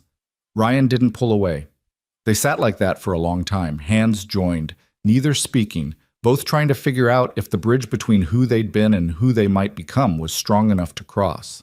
Outside, snow began to fall again, covering the world in white, making everything look new. The weeks that followed Eleanor's funeral unfolded with a strange kind of rhythm, like learning to dance to music that kept changing tempo. Hannah became a regular presence in their lives. Not constant, not overwhelming, but there. She came for dinner every Wednesday, a schedule they'd agreed upon after lengthy discussion. She called Mia on Saturday mornings, their conversations full of giggles and stories that Ryan could hear from the kitchen where he pretended not to be listening. And slowly, incrementally, the sharp edges of their shared past began to soften into something less cutting. Ryan found himself thinking about Hannah at odd moments, while grading papers at school, while making breakfast, while lying awake at night staring at the ceiling. Not the Hannah who'd left, though that ghost still haunted the corners of his memory. This was a different Hannah, or maybe the same one stripped of the illness that had consumed her. He caught glimpses of the woman he'd fallen in love with 8 years ago, back when they'd been young and stupid and certain that love conquered everything. Turned out love didn't conquer everything, but maybe Ryan was starting to think it could survive more than he'd given it credit for. Sarah visited in mid-January, sweeping into the house with her characteristic energy and immediately demanding a full accounting of everything that had happened since Christmas. Ryan tried to downplay it, but Mia, who had inherited her aunt's tendency toward dramatic storytelling, provided enthusiastic commentary about every visit with Mommy, every phone call, every moment of connection. "So she's just back in your life now," Sarah said later that evening after Mia had gone to bed. They sat at the kitchen table with wine, a replay of countless conversations they'd had over the years. "Just like that." "Not just like that," Ryan corrected. "It's complicated." "Well, everything with you two is complicated," Sarah observed. "But I need to ask, and I need you to be honest with me. Are you falling for her again?" The question landed like a stone in still water, sending ripples through Ryan's carefully maintained composure. "I don't know," he said, which was both true and a cop-out. "Maybe, probably. I'm trying not to." "Why?" Sarah asked, and the question was genuine, not accusatory. "Why are you trying not to?" Ryan stared into his wine glass, watching the liquid catch the light. "Because I remember what it felt like when she left. I remember lying on the bathroom floor at 2 a.m. because Mia was crying, and I didn't know how to help her, and thinking that I couldn't do it, that I wasn't strong enough. And I survived that, Sarah. I came out the other side, but I don't know if I could survive it again." Sarah reached across the table and squeezed his hand. "That's a fair fear," she said gently. "But Ryan, you're not the same person you were 3 years ago. Neither is she. Maybe the question isn't whether you could survive her leaving again. Maybe it's whether you're brave enough to let her stay." The words stayed with Ryan long after Sarah left, echoing through his thoughts like a song he couldn't shake. Was he brave enough? He'd always thought of himself as practical, cautious, someone who learned from mistakes rather than repeating them. But there was Mia to consider. Mia, who blossomed a little more each time she saw her mother, who'd started drawing pictures of 3 people instead of 2, who talked about when Mommy comes with the casual certainty of a child who'd decided how the world should work. And there was Hannah herself, trying so hard, showing up consistently, never pushing for more than Ryan was willing to give. She'd started therapy again after Eleanor's death, and she talked about it openly now, treating her mental health like something to be managed rather than hidden. She'd gotten a part-time job at the library where her mother had worked, organizing estate sales to settle Eleanor's affairs, building a life that was separate from Ryan and Mia, but orbited around them. February brought a cold snap that froze everything solid and kept people indoors. Ryan's school district called a snow day after an ice storm made the roads treacherous, and he found himself home with Mia on a Wednesday, which meant Hannah was supposed to come for dinner, though he'd texted her that morning suggesting they reschedule given the weather. Her response had been immediate. "I have 4-wheel drive and determination, unless you're actually canceling." Ryan had stared at that message for a long time before typing back, "Not canceling, just worried about the roads." "Worried about me," Hannah had written, and even through text he could hear the wonder in those words, as if the idea that he might still care about her safety was something precious and fragile. She arrived at 5:30, stamping snow off her boots and unwinding a scarf from around her neck. Her cheeks were pink from the cold, her hair escaping from under a knit hat, and she looked more alive than Ryan had seen her in years, including the years of their marriage. "The roads are terrible," she announced, accepting the hot chocolate Mia thrust into her hands. "I passed 3 accidents on the way over, but I made it." "You didn't have to risk it," Ryan said, trying to ignore the way his heart had jumped when he'd heard her car pull into the driveway. "We could have done next week." "But I didn't want to wait until next week," Hannah said simply, meeting his eyes over Mia's head. "I look forward to Wednesdays." The admission sat between them, heavy with implications. Mia, oblivious to the undercurrents, dragged Hannah toward the living room to show her the blanket fort she'd constructed, an elaborate structure involving every pillow in the house and most of the kitchen chairs. Dinner was pizza because Ryan had planned to cook, but the snow day had thrown off his schedule. They ate in the blanket fort at Mia's insistence, crowded together in a space meant for a child, their knees bumping and elbows colliding. It should have been awkward. Instead, it felt almost magical. The 3 of them cocooned from the storm outside, fairy lights from Mia's room strung through the fort's ceiling, creating a warm glow that made everything feel safe and possible. After dinner, Mia insisted on a movie, and somehow Ryan found himself on the couch with Hannah beside him, Mia sprawled across both their laps like a bridge connecting them. The movie was animated and cheerful, something about talking animals on an adventure, but Ryan couldn't have summarized the plot if his life depended on it. His attention kept drifting to Hannah's hand, resting on the couch cushion between them, so close to his own that he could feel the warmth radiating from her skin. Halfway through the movie, Mia fell asleep, her breathing evening out into the soft rhythm of childhood slumber. Ryan looked down at his daughter, then up at Hannah, who was watching Mia with an expression of such tender love that Ryan felt his chest constrict. "She's perfect," Hannah whispered. "Ryan, I look at her, and I can't believe I stayed away as long as I did. I can't believe I let my illness convince me that she was better off without me." "You were sick," Ryan said quietly, repeating the words he'd told himself countless times since Christmas. "Sick people don't make rational decisions." "That's generous of you to say." "It's not generous, it's true."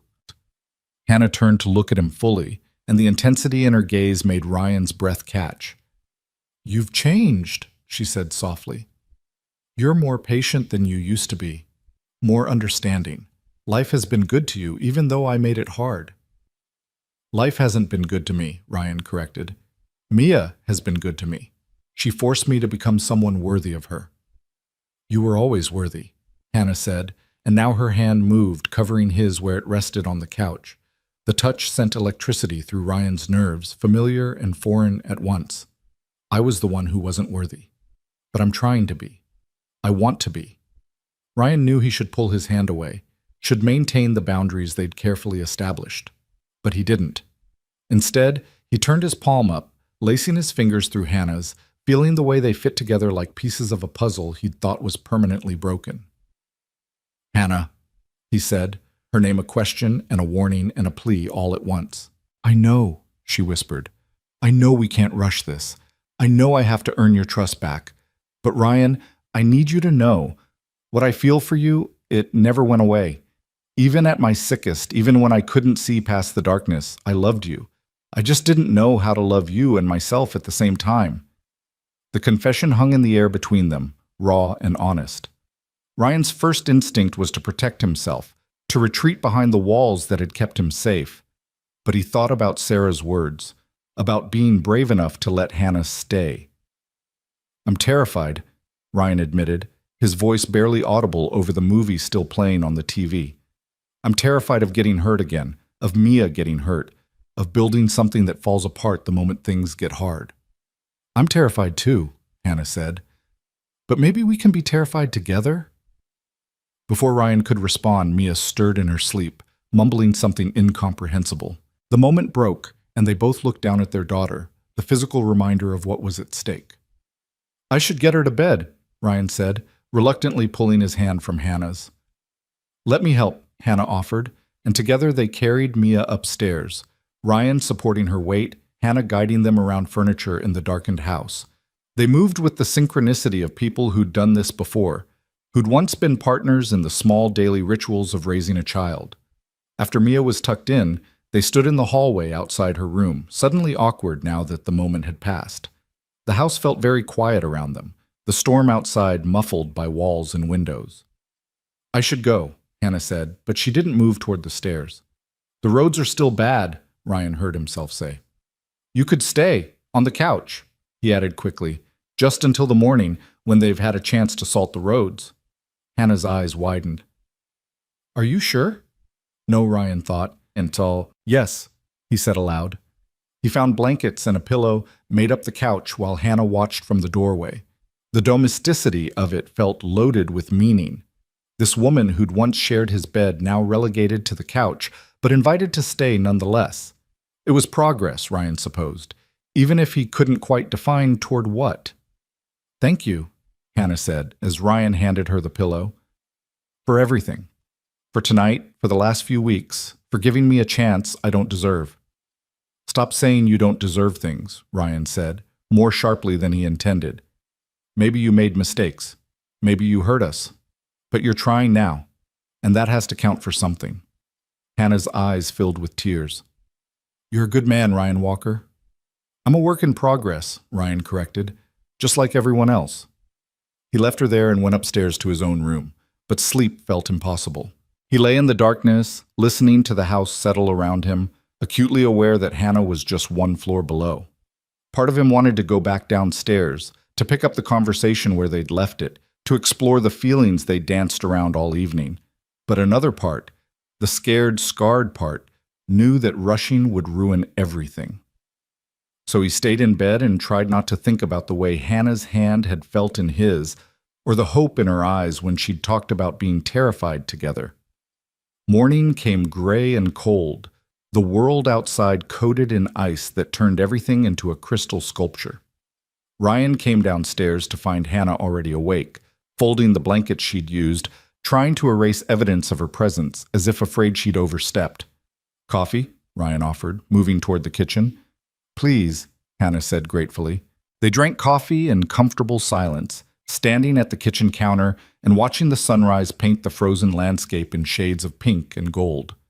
Mia was still sleeping. Snow days meant she'd lounge in bed until at least 8, and the quiet between Ryan and Hannah felt companionable rather than awkward. "Can I ask you something?" Hannah said eventually, setting down her mug. "And you can tell me if I'm overstepping." "Okay," Ryan said cautiously. "Did you date anyone after I left? I'd understand if you did. I need to know what I'm walking back into." The question was fair, Ryan supposed, even if it made him uncomfortable. "I went on a few dates," he admitted. "Nothing serious. Nothing that went past a third date. I told myself it was because of Mia, because I didn't want to introduce her to people who might not stick around. But honestly, I think I was still too angry to let anyone in." Hannah nodded slowly. "And now? Are you still too angry?" Ryan thought about it, really considered the question.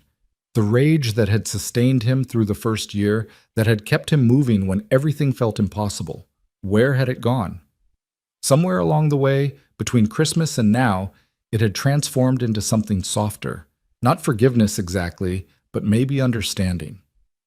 "I'm getting less angry every day," he said quietly, "though I reserve the right to be angry again if I need to be." A smile touched Hannah's lips. "That's fair." They stood there for another moment, the air between them charged with possibility. Ryan wondered what would happen if he closed the distance, if he kissed her the way he suddenly wanted to. But before he could act on the impulse, or talk himself out of it, Mia's voice drifted down from upstairs. "Daddy, is Mommy still here?" The spell broke. Hannah laughed softly, shaking her head. "I should probably go anyway. The road should be better now." But as Ryan walked her to the door, helped her with her coat, watched her scrape ice off her windshield, he felt something settle in his chest, a decision he hadn't quite made but was approaching nonetheless. Maybe Sarah was right. Maybe it was time to be brave.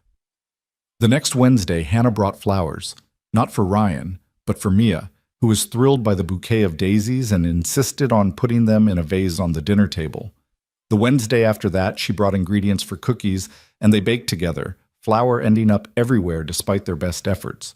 Small gestures that added up to something larger, something that felt almost like family. In mid-February, Mia's school announced a father-daughter dance, and Ryan felt the familiar pang of being a single parent. The knowledge that Mia would notice other kids with two parents, would feel the absence even if she didn't say it aloud.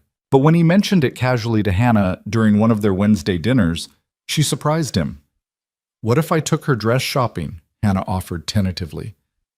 "Girls need opinions on dresses, and I know I haven't been around much, but if you think it would be okay—" "Yes," Ryan interrupted.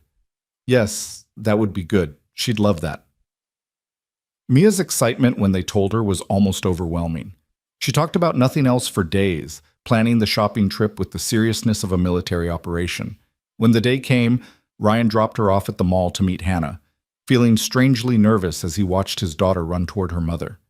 They were gone for 3 hours, and when Hannah brought Mia home, both of them were laughing, laden with shopping bags and stories. Mia had found the perfect dress, purple with sparkles, and Hannah had apparently bought her matching shoes and a hair clip shaped like a butterfly. "You didn't have to do all that," Ryan said as Mia ran upstairs to try everything on again. "I wanted to," Hannah said simply. "Ryan, I've missed 5 years of shopping trips and hair appointments and all the little moments that make up a childhood. Let me have this one, even if it's all I ever get."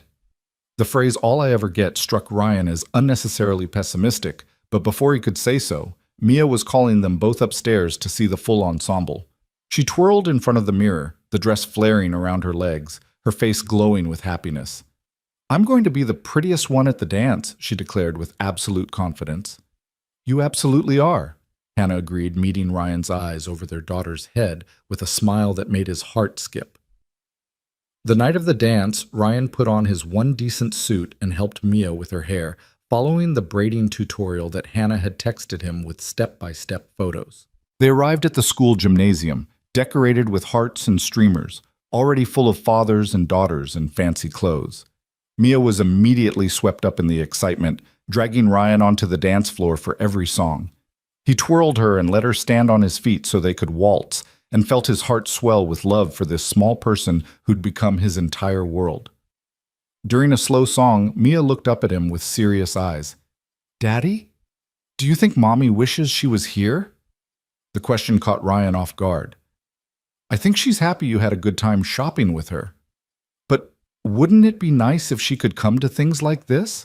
With us?" Ryan pulled Mia closer, buying time to formulate an answer. "Maybe someday," he said carefully, "but these things take time." "How much time?" Mia pressed, with the impatience of a child who wanted everything resolved immediately. "I don't know, Princess. We're still figuring it out." But later that night, after he'd tucked Mia into bed and was cleaning up the kitchen, Ryan found himself pulling out his phone and typing a message to Hannah. "Mia had a great time tonight. Thank you for making the shopping trip special. She asked if you'd want to come to things like this in the future." The response came quickly. "What did you tell her?" Ryan stared at the screen, his thumbs hovering over the keys. Finally, he typed, "I told her maybe someday. But Hannah, I think I meant it." 3 dots appeared, disappeared, appeared again. Then, "Can we talk? Not tonight, but soon? Really talk about what this is and what it could be?" Ryan's heart hammered in his chest. This was it. The moment where they'd have to define things, to decide if they were rebuilding something or just maintaining a cordial co-parenting relationship. The safe choice would be to keep things as they were, undefined and non-threatening. But safe hadn't gotten him much except lonely nights, and a daughter who kept asking when Mommy could come to things. "Yes," he typed back. "Saturday? After Mia's at her friend's birthday party?" "Saturday," Hannah confirmed. The days until Saturday crawled by with excruciating slowness. Ryan second-guessed himself constantly. Maybe this was too fast, maybe he was setting himself up for heartbreak.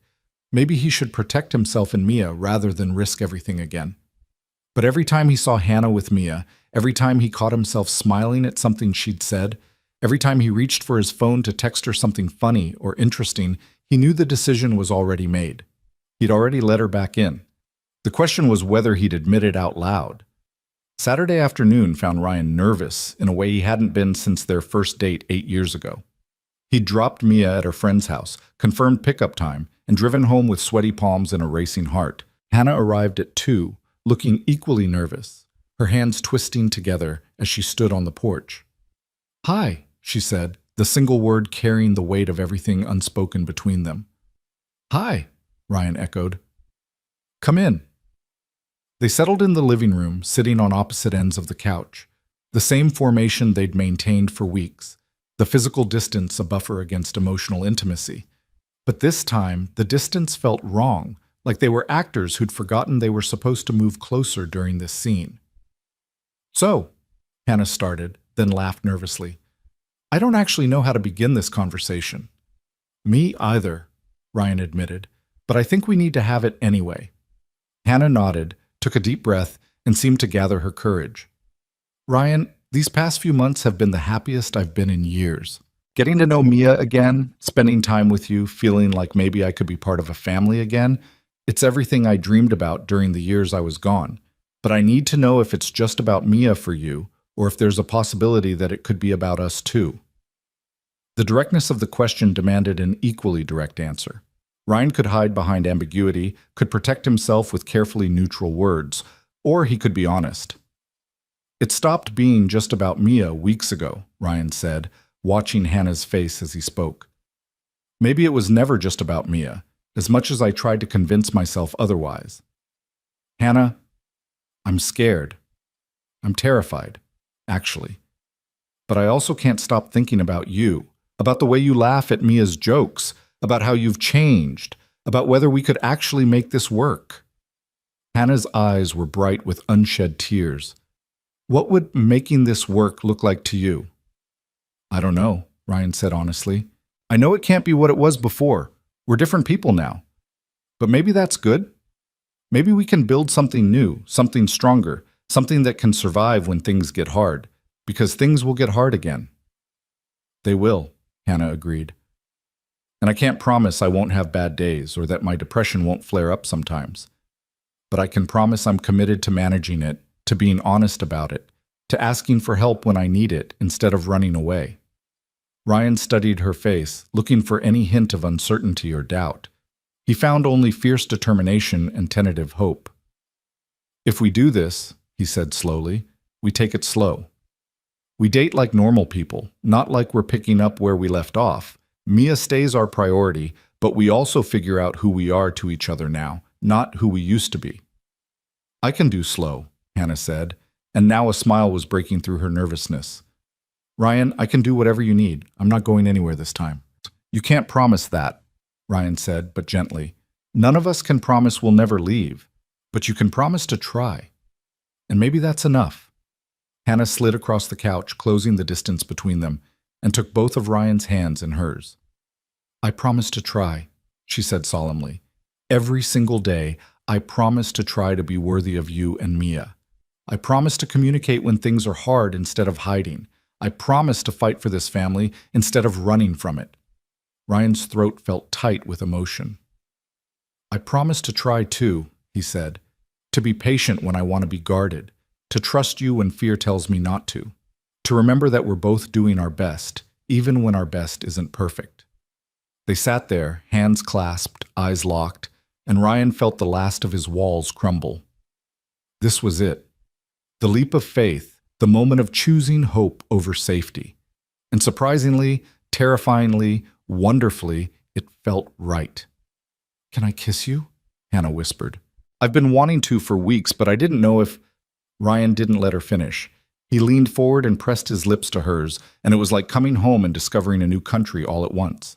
The kiss was soft, tentative, asking questions and answering them, testing whether this fragile thing between them could bear the weight of their history. When they pulled apart, both of them were smiling through tears. "So we're doing this?" Hannah asked. "We're doing this," Ryan confirmed. And just like that, everything changed, and nothing changed. They were still two broken people trying to build something whole from fragments of the past. But now they were trying together, and that made all the difference. The kiss changed everything and nothing all at once. When Ryan pulled back, searching Hannah's face for confirmation that this was real, that they were really doing this, he found her looking at him with an expression so full of wonder and gratitude that it made his chest ache. They sat there in the quiet of the living room, still holding hands, both processing the magnitude of what they'd just decided. "We should probably talk about how we tell Mia," Hannah said eventually, her practical side emerging even through the emotion.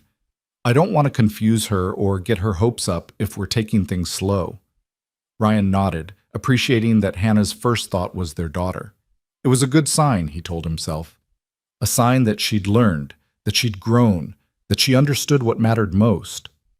"We tell her the truth," he said, "that Mommy and Daddy are spending time together, getting to know each other again, but that doesn't mean everything goes back to how it was. We're building something new." "Do you think she'll understand that?" Hannah asked, uncertainty creeping into her voice. "She's smarter than we give her credit for," Ryan said, "and she's been asking about it anyway. I think she'll just be happy that we're trying." They spent the next hour talking through logistics, how often Hannah would come over, whether they'd go on actual dates without Mia, what boundaries they needed to establish to protect all three of them. It felt mature and responsible. Two people who'd learned from past mistakes trying to build something more solid. But underneath the practical planning, Ryan could feel the current of something else. Hope, attraction, the fragile beginning of trust being rebuilt.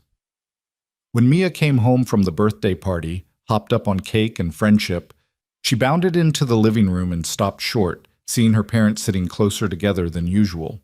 Her eyes went wide, darting between them, and Ryan could practically see the gears turning in her head. "Are you guys having a grown-up talk?" she asked suspiciously. "Actually, yes," Ryan said, pulling Mia onto his lap. "And it's a grown-up talk that includes you, so come here." Hannah shifted slightly, making room in their little circle, and Ryan noticed the way her hand trembled slightly before she clasped it in her lap. She was nervous, he realized. Nervous about Mia's reaction, about whether this would all be too much too fast. "So," Ryan began, glancing at Hannah for support, "you know how you've been asking if Mommy could come to more things with us?" Mia nodded enthusiastically, her curls bouncing. "Like all the time." "Well, Mommy and I have been talking, and we've decided that we want to spend more time together, all three of us, but also sometimes just the two of us, like when grown-ups are dating." Mia's eyes went even wider.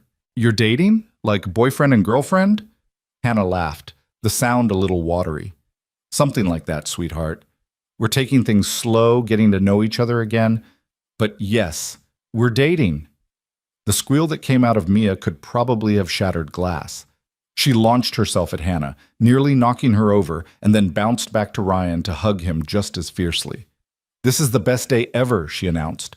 "Are you getting married again? Can I be the flower girl? Can we all live together?" "Whoa, hold on," Ryan said, laughing despite himself. "We literally just started dating. We're not talking about marriage or living together. This is going to take time, princess." "How much time?" Mia demanded, echoing her earlier question about forgiveness with the same impatience. "We don't know," Hannah said gently, "but we promise to keep you updated along the way. And Mia? Nothing changes about how much we both love you, okay? Whether we're together or not, you're always going to be the most important person to both of us."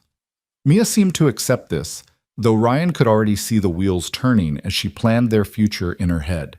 She chattered non-stop through dinner, already making lists of things they could do as a family, places they should go, activities they should try. Ryan and Hannah exchanged amused glances over her head, both thinking the same thing. They'd created a romantic in the form of a 5-year-old. After Mia finally went to bed, still talking about wedding dresses, even though they'd repeatedly told her they weren't anywhere near that point, Hannah lingered at the door. The goodbye felt weighted with new significance now that they'd named what was between them. "So," Hannah said, a shy smile playing at her lips, "when's our first official date?" "Are Wednesday dinners not dates?" Ryan teased. "Those are family dinners," Hannah corrected. "I want a real date, just us. Somewhere we can talk without worrying about little ears hearing everything." Ryan felt a flutter of nervousness in his stomach, the kind he hadn't experienced since he was a teenager. "Friday?" he suggested. "Sarah said she'd watch Mia anytime I needed her to, and I think she'll be thrilled about this development." Friday is perfect, Hannah said. Then, with a boldness that surprised both of them, she stood on her toes and kissed him again, brief and sweet, but full of promise. Good night, Ryan. Good night, he managed, watching her walk to her car with a smile he couldn't have suppressed if he'd tried. The call to Sarah was exactly as Ryan expected. She answered on the first ring, as if she'd been waiting for news. Tell me everything, she demanded. We're dating, Ryan said, unable to keep the grin out of his voice. Hannah and I, we're officially dating. There was a long pause. And you're sure about this? You're really, truly sure? I'm terrified, Ryan admitted. But yes, I'm sure. Sarah sighed, and Ryan could picture her shaking her head. Then I'm happy for you, you idiot. You deserve happiness, even if you're choosing the most complicated path to get there. When do you need me to watch Mia? Friday night? We're going on our first real date. I'll be there, Sarah promised. And Ryan? For what it's worth, I think you're brave. Stupid, maybe, but brave. Friday arrived with the kind of nervous anticipation that made Ryan change his shirt 3 times and check his hair in the mirror more than any grown man should. He'd made reservations at a quiet Italian restaurant downtown, the kind of place that was romantic without being over the top, intimate without feeling like too much pressure. Sarah arrived early, took one look at Ryan's face, and laughed. You look like you're about to face a firing squad, not go on a date with a woman you've already been married to. That's what makes it terrifying, Ryan said, adjusting his collar for the 5th time. We know all the ways we failed before. What if we just fail again? Then you'll survive, like you did before, Sarah said matter-of-factly. But what if you don't fail? What if you actually get your happy ending? The question stayed with Ryan as he drove to pick up Hannah. She'd moved into a small apartment after settling Eleanor's estate, a place that was distinctly hers rather than haunted by her mother's illness. When she answered the door, Ryan momentarily forgot how to breathe.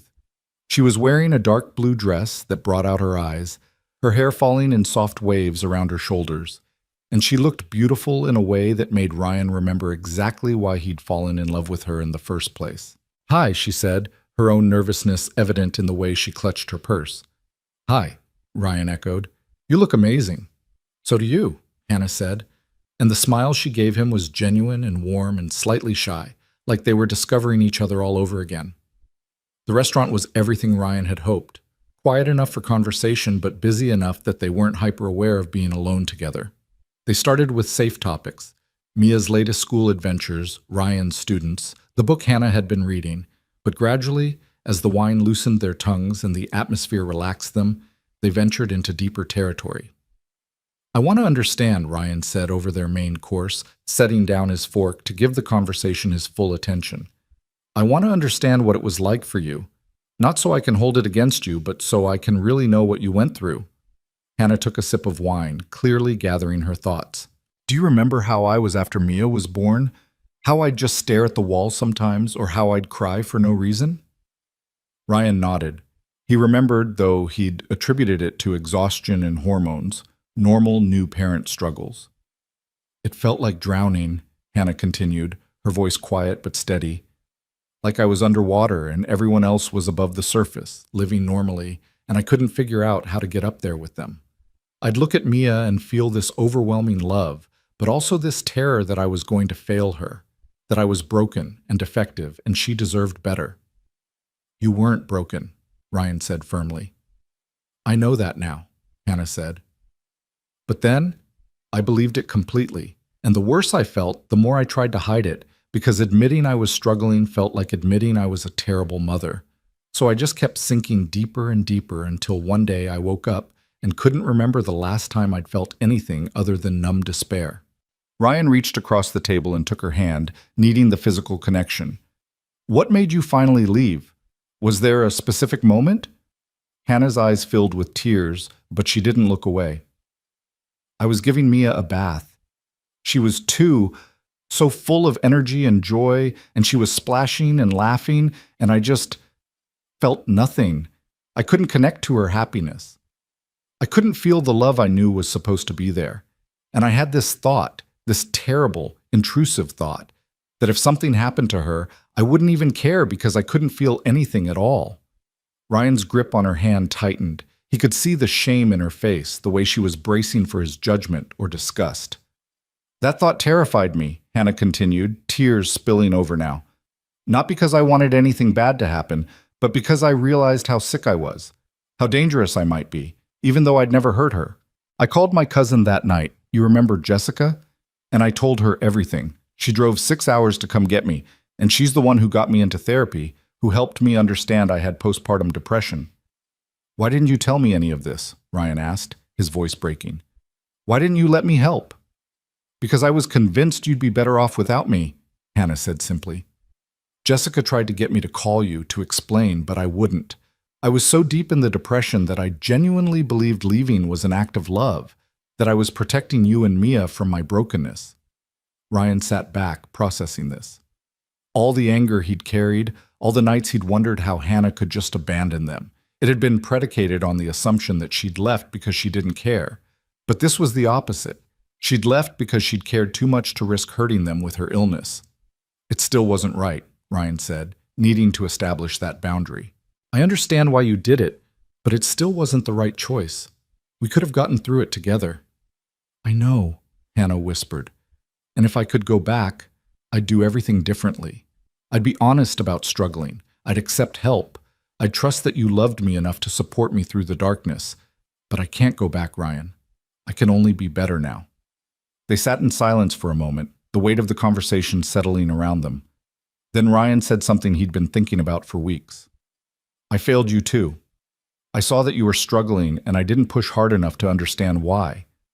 I let you deflect and make excuses because it was easier than confronting something I didn't know how to fix. You were a new parent trying to survive, Hannah said. You can't blame yourself for not diagnosing a medical condition.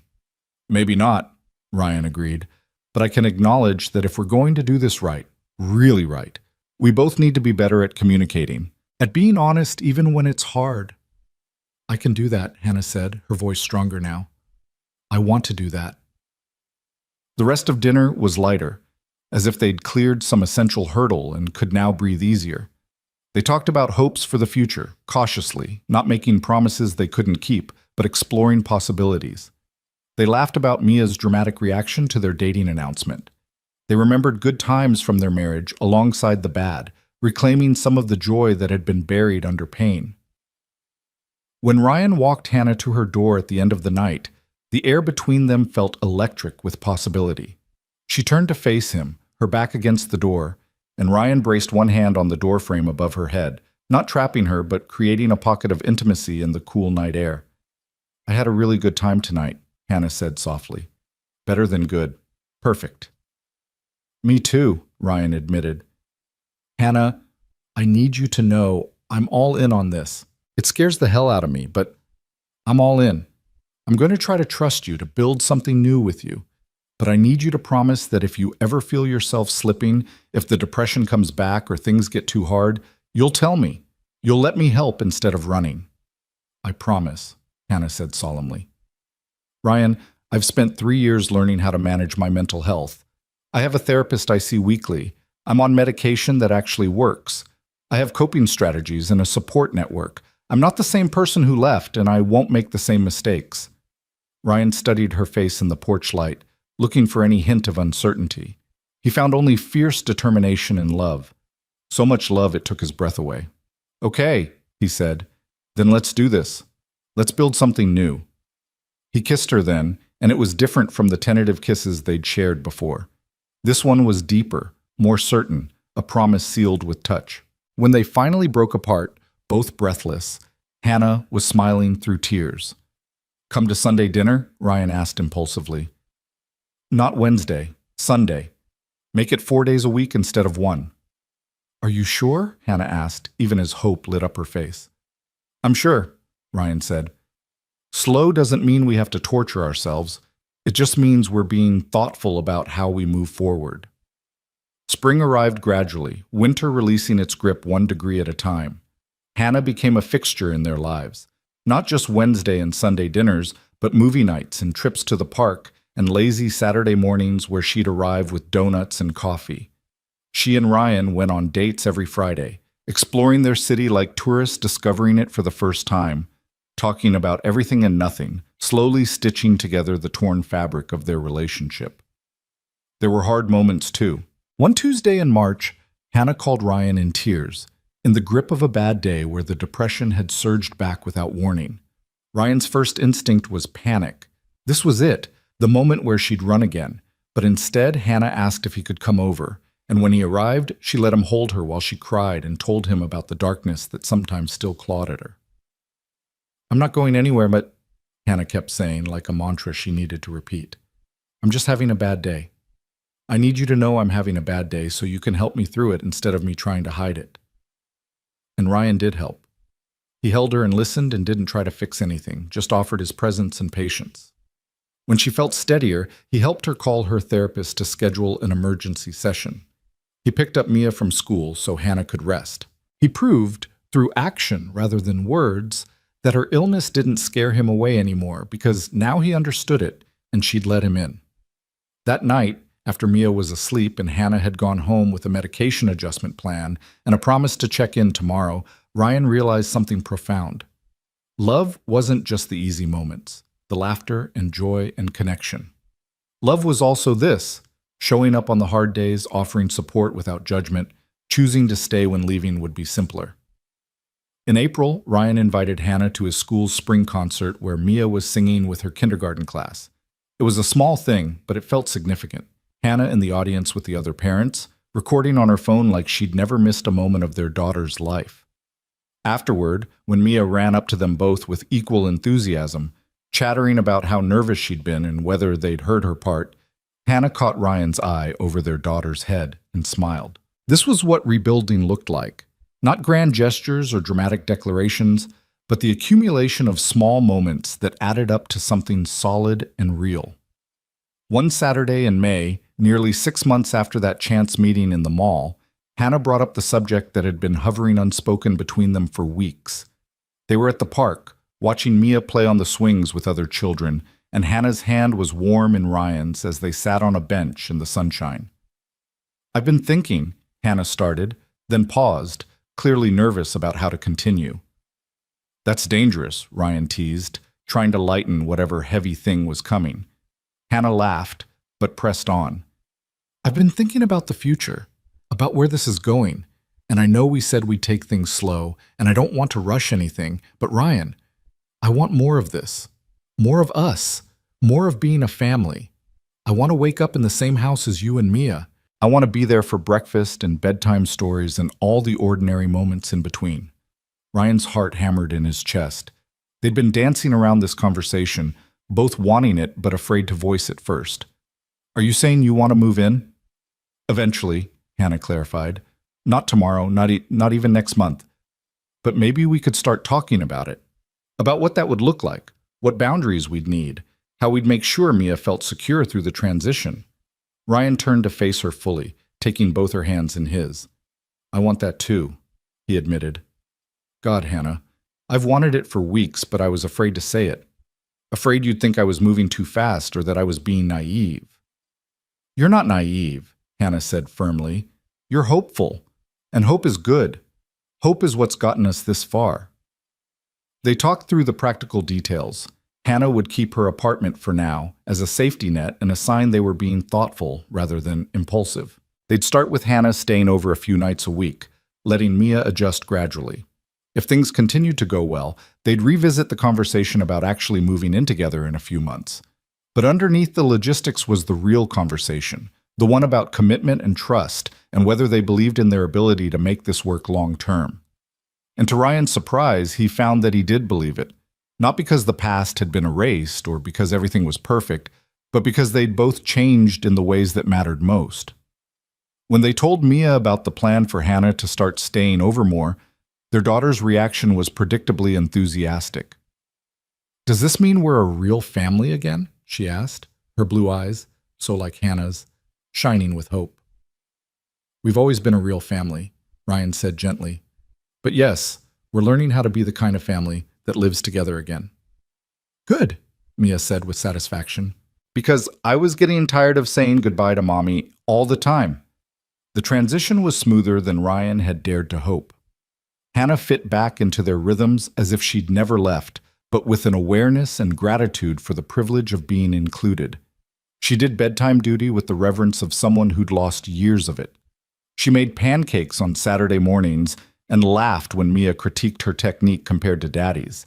She joined them for school drop-offs and parent-teacher conferences, and all the mundane, beautiful moments that made up a life.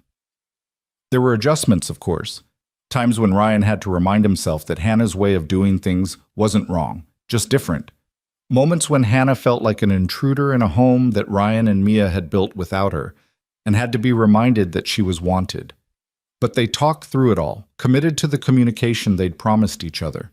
In July, on a humid evening with fireflies lighting up the backyard, Ryan found himself standing at the kitchen window watching Hannah and Mia catch lightning bugs in a jar. Mia's laughter carried through the screen, and Hannah's answering giggle sounded young and free, like the woman Ryan had married before life got complicated. Sarah, visiting for the weekend, came to stand beside him. "You did it," she said quietly. "You actually pulled off the impossible." "What's that?" Ryan asked, though he knew what she meant. "You forgave her, really forgave her. Not the kind of forgiveness that's really just pretending nothing happened, but the kind that acknowledges the pain and chooses love anyway." Ryan watched Hannah lift Mia up so she could reach a higher firefly, their silhouettes dark against the twilight sky. "She made it easy," he said. "She did the work. She showed up. She proved she was different." "You both did the work," Sarah corrected. "Don't sell yourself short. You could have stayed angry forever and no one would have blamed you. Instead, you chose to be brave." That night, after Mia was asleep and Sarah had gone to the guest room, Ryan and Hannah sat on the back porch swing, moving gently in the humid air. Hannah's head rested on Ryan's shoulder, his arm around her waist, and it felt so natural that Ryan could almost forget they'd ever been apart. "I have something I need to say," Hannah said suddenly, sitting up to face him. In the dim porch light, her expression was serious, almost nervous. Ryan's stomach clenched. After months of things going well, he'd been waiting for the other shoe to drop. "Okay," he said carefully. Hannah took a deep breath. "I want you to know that I see what you've done. Not just agreeing to date me or letting me back into Mia's life, but the way you've loved me through my bad days. The way you've chosen to trust me even when it scared you. The way you've made space for me in the life you built without ever making me feel like I was erasing what you and Mia created together." "Hannah," Ryan started, but she held up a hand. "Let me finish," she said. "You would have been completely justified in never forgiving me, in letting me have a relationship with Mia but nothing more. And I would have accepted that, would have been grateful for even that much. But you gave me more. You gave me another chance at love, at family, at being whole. And I need you to know that I will never take that for granted. Not ever." Ryan felt his throat tighten with emotion. "You've earned it," he said roughly. "Every day you've earned it." "I want to keep earning it," Hannah said. "For the rest of my life, I want to keep earning it. Ryan Walker, I know we're taking things slow. I know we're not rushing into anything, but I need you to know, when you're ready, if you're ever ready, I want to marry you again. I want to make vows we actually keep this time. I want to build a life that nothing can tear apart because we've learned how to weather the storms together." The proposal, if that's what it was, caught Ryan completely off guard. His first instinct was to be cautious, to say it was too soon, to protect himself from the vulnerability of saying yes. But then he looked at Hannah's face, saw the hope and fear and love shining there, and realized that caution had gotten him nowhere good. It was courage that had brought them to this porch, this moment, this second chance at happiness. "Ask me again in 6 months," Ryan said, watching Hannah's face fall with disappointment before he continued. "And the answer will be yes. I want to marry you again, Hannah. I want to stand up in front of everyone we know and promise to love you through everything, the good and the bad, the easy and the hard. But I want us to have a year of this first. A year of proving we can do the everyday boring stuff without falling apart. Because marriage isn't the grand gestures. It's the Tuesday afternoons and the Sunday mornings, and knowing that we can survive both." Hannah's face transformed, disappointment giving way to radiant joy. 6 months, she agreed. "I can wait 6 months." I'd wait forever if that's what you needed. I don't need forever, Ryan said, pulling her close. Just 6 more months of us figuring out how to be a family. And then Hannah? Then I want to make you my wife again, and this time we'll get it right. They kissed under the stars, the summer night wrapping around them like a blessing. Inside the house, Mia slept peacefully, unaware that her parents had just promised each other a future. But she'd know soon enough. She'd be there when they said their vows again, old enough this time to remember, to understand what it meant when two people chose each other despite everything that had tried to tear them apart. The next 6 months passed in a blur of ordinary, extraordinary moments. Hannah officially moved in on a cool October morning, her belongings minimal because she said she wanted to blend into the life Ryan and Mia had built rather than disrupting it. They rearranged closets and drawers, making space for her things alongside theirs, and it felt less like an invasion and more like finally becoming complete. Mia started first grade and thrived, her confidence bolstered by having both parents there to cheer her on. Hannah joined the PTA and volunteered in Mia's classroom, building relationships with the other parents who'd only known Ryan as the dedicated single dad. There was gossip, inevitably, whispers about the wife who'd left and come back, but Hannah faced it with grace and honesty, never hiding from her past but refusing to be defined by it either. Ryan proposed properly in December, on Christmas Eve, in the same mall food court where they'd run into each other a year earlier. He told Hannah he wanted to go shopping, dragged her to the spot where Mia had first hugged her mother, and dropped to one knee in front of curious shoppers and twinkling Christmas lights. "A year ago in this exact spot, you came back into our lives," Ryan said, his voice steady despite the tears gathering in his eyes. "And I thought it would destroy me. I thought I'd never survive having you close enough to lose again. But Hannah, you didn't destroy me. You rebuilt me. You taught me that love is braver than fear, that forgiveness is stronger than anger, that second chances are real if you're willing to fight for them." He pulled out a ring, not the same one from their first marriage, but something new, something that represented who they'd become rather than who they'd been. "Hannah Foster, will you marry me? Not because we're trying to reclaim the past, but because we're choosing to build a future?" Hannah was crying too hard to speak at first. Finally, she managed a watery, "Yes, yes, yes, yes," and Ryan slipped the ring onto her finger while the crowd around them burst into applause. Mia, who'd been hiding behind a pillar with Sarah filming the whole thing, came running out screaming, "She said yes! Mommy said yes!" as if there'd been any doubt. They got married the following spring, in the same church where they'd buried Eleanor, but with all the sadness replaced by joy. It was a small ceremony, just family and close friends, people who'd supported them through the darkness and deserved to celebrate the light. Mia was the flower girl, resplendent in a dress she'd picked out with Hannah, and she took her duties with deadly seriousness. When Ryan and Hannah exchanged vows, they didn't use the traditional words. Instead, they spoke promises forged in fire. To communicate even when it was hard, to ask for help instead of suffering in silence, to remember that being a family meant showing up on the worst days as well as the best ones. "I promise to love you through the darkness," Hannah said, tears streaming down her face, "and to trust you enough to bring you into that darkness with me instead of facing it alone."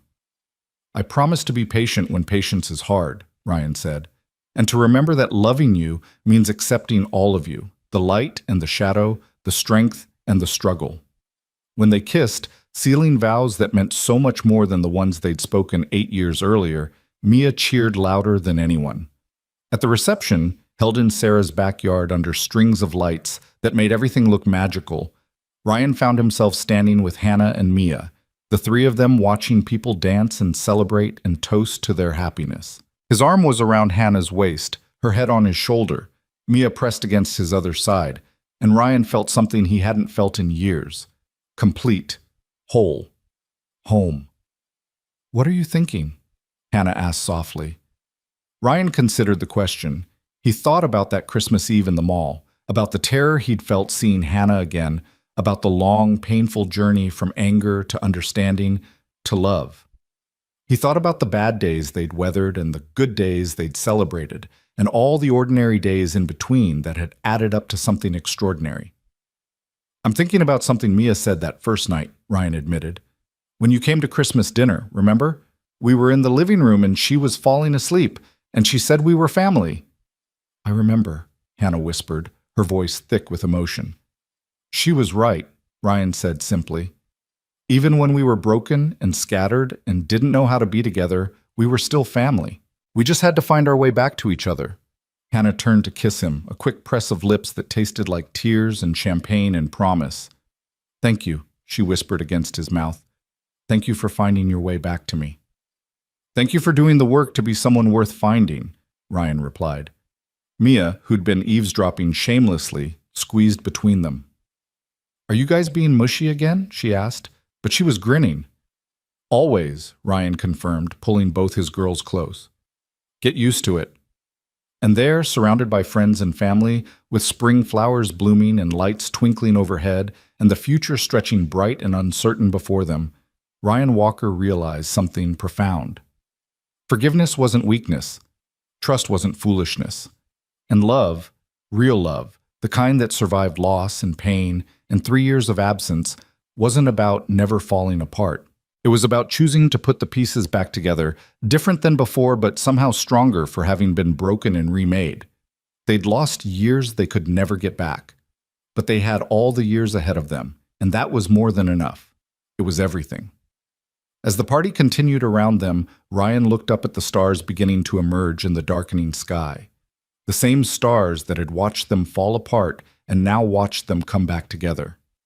And he made a silent promise to whatever force had given them this second chance. He wouldn't waste it.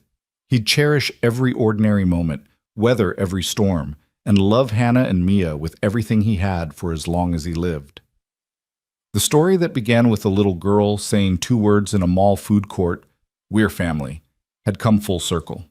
Because Mia had been right all along. They'd always been family. They just needed time, healing, and the courage to fight for each other to remember it. And now, finally, they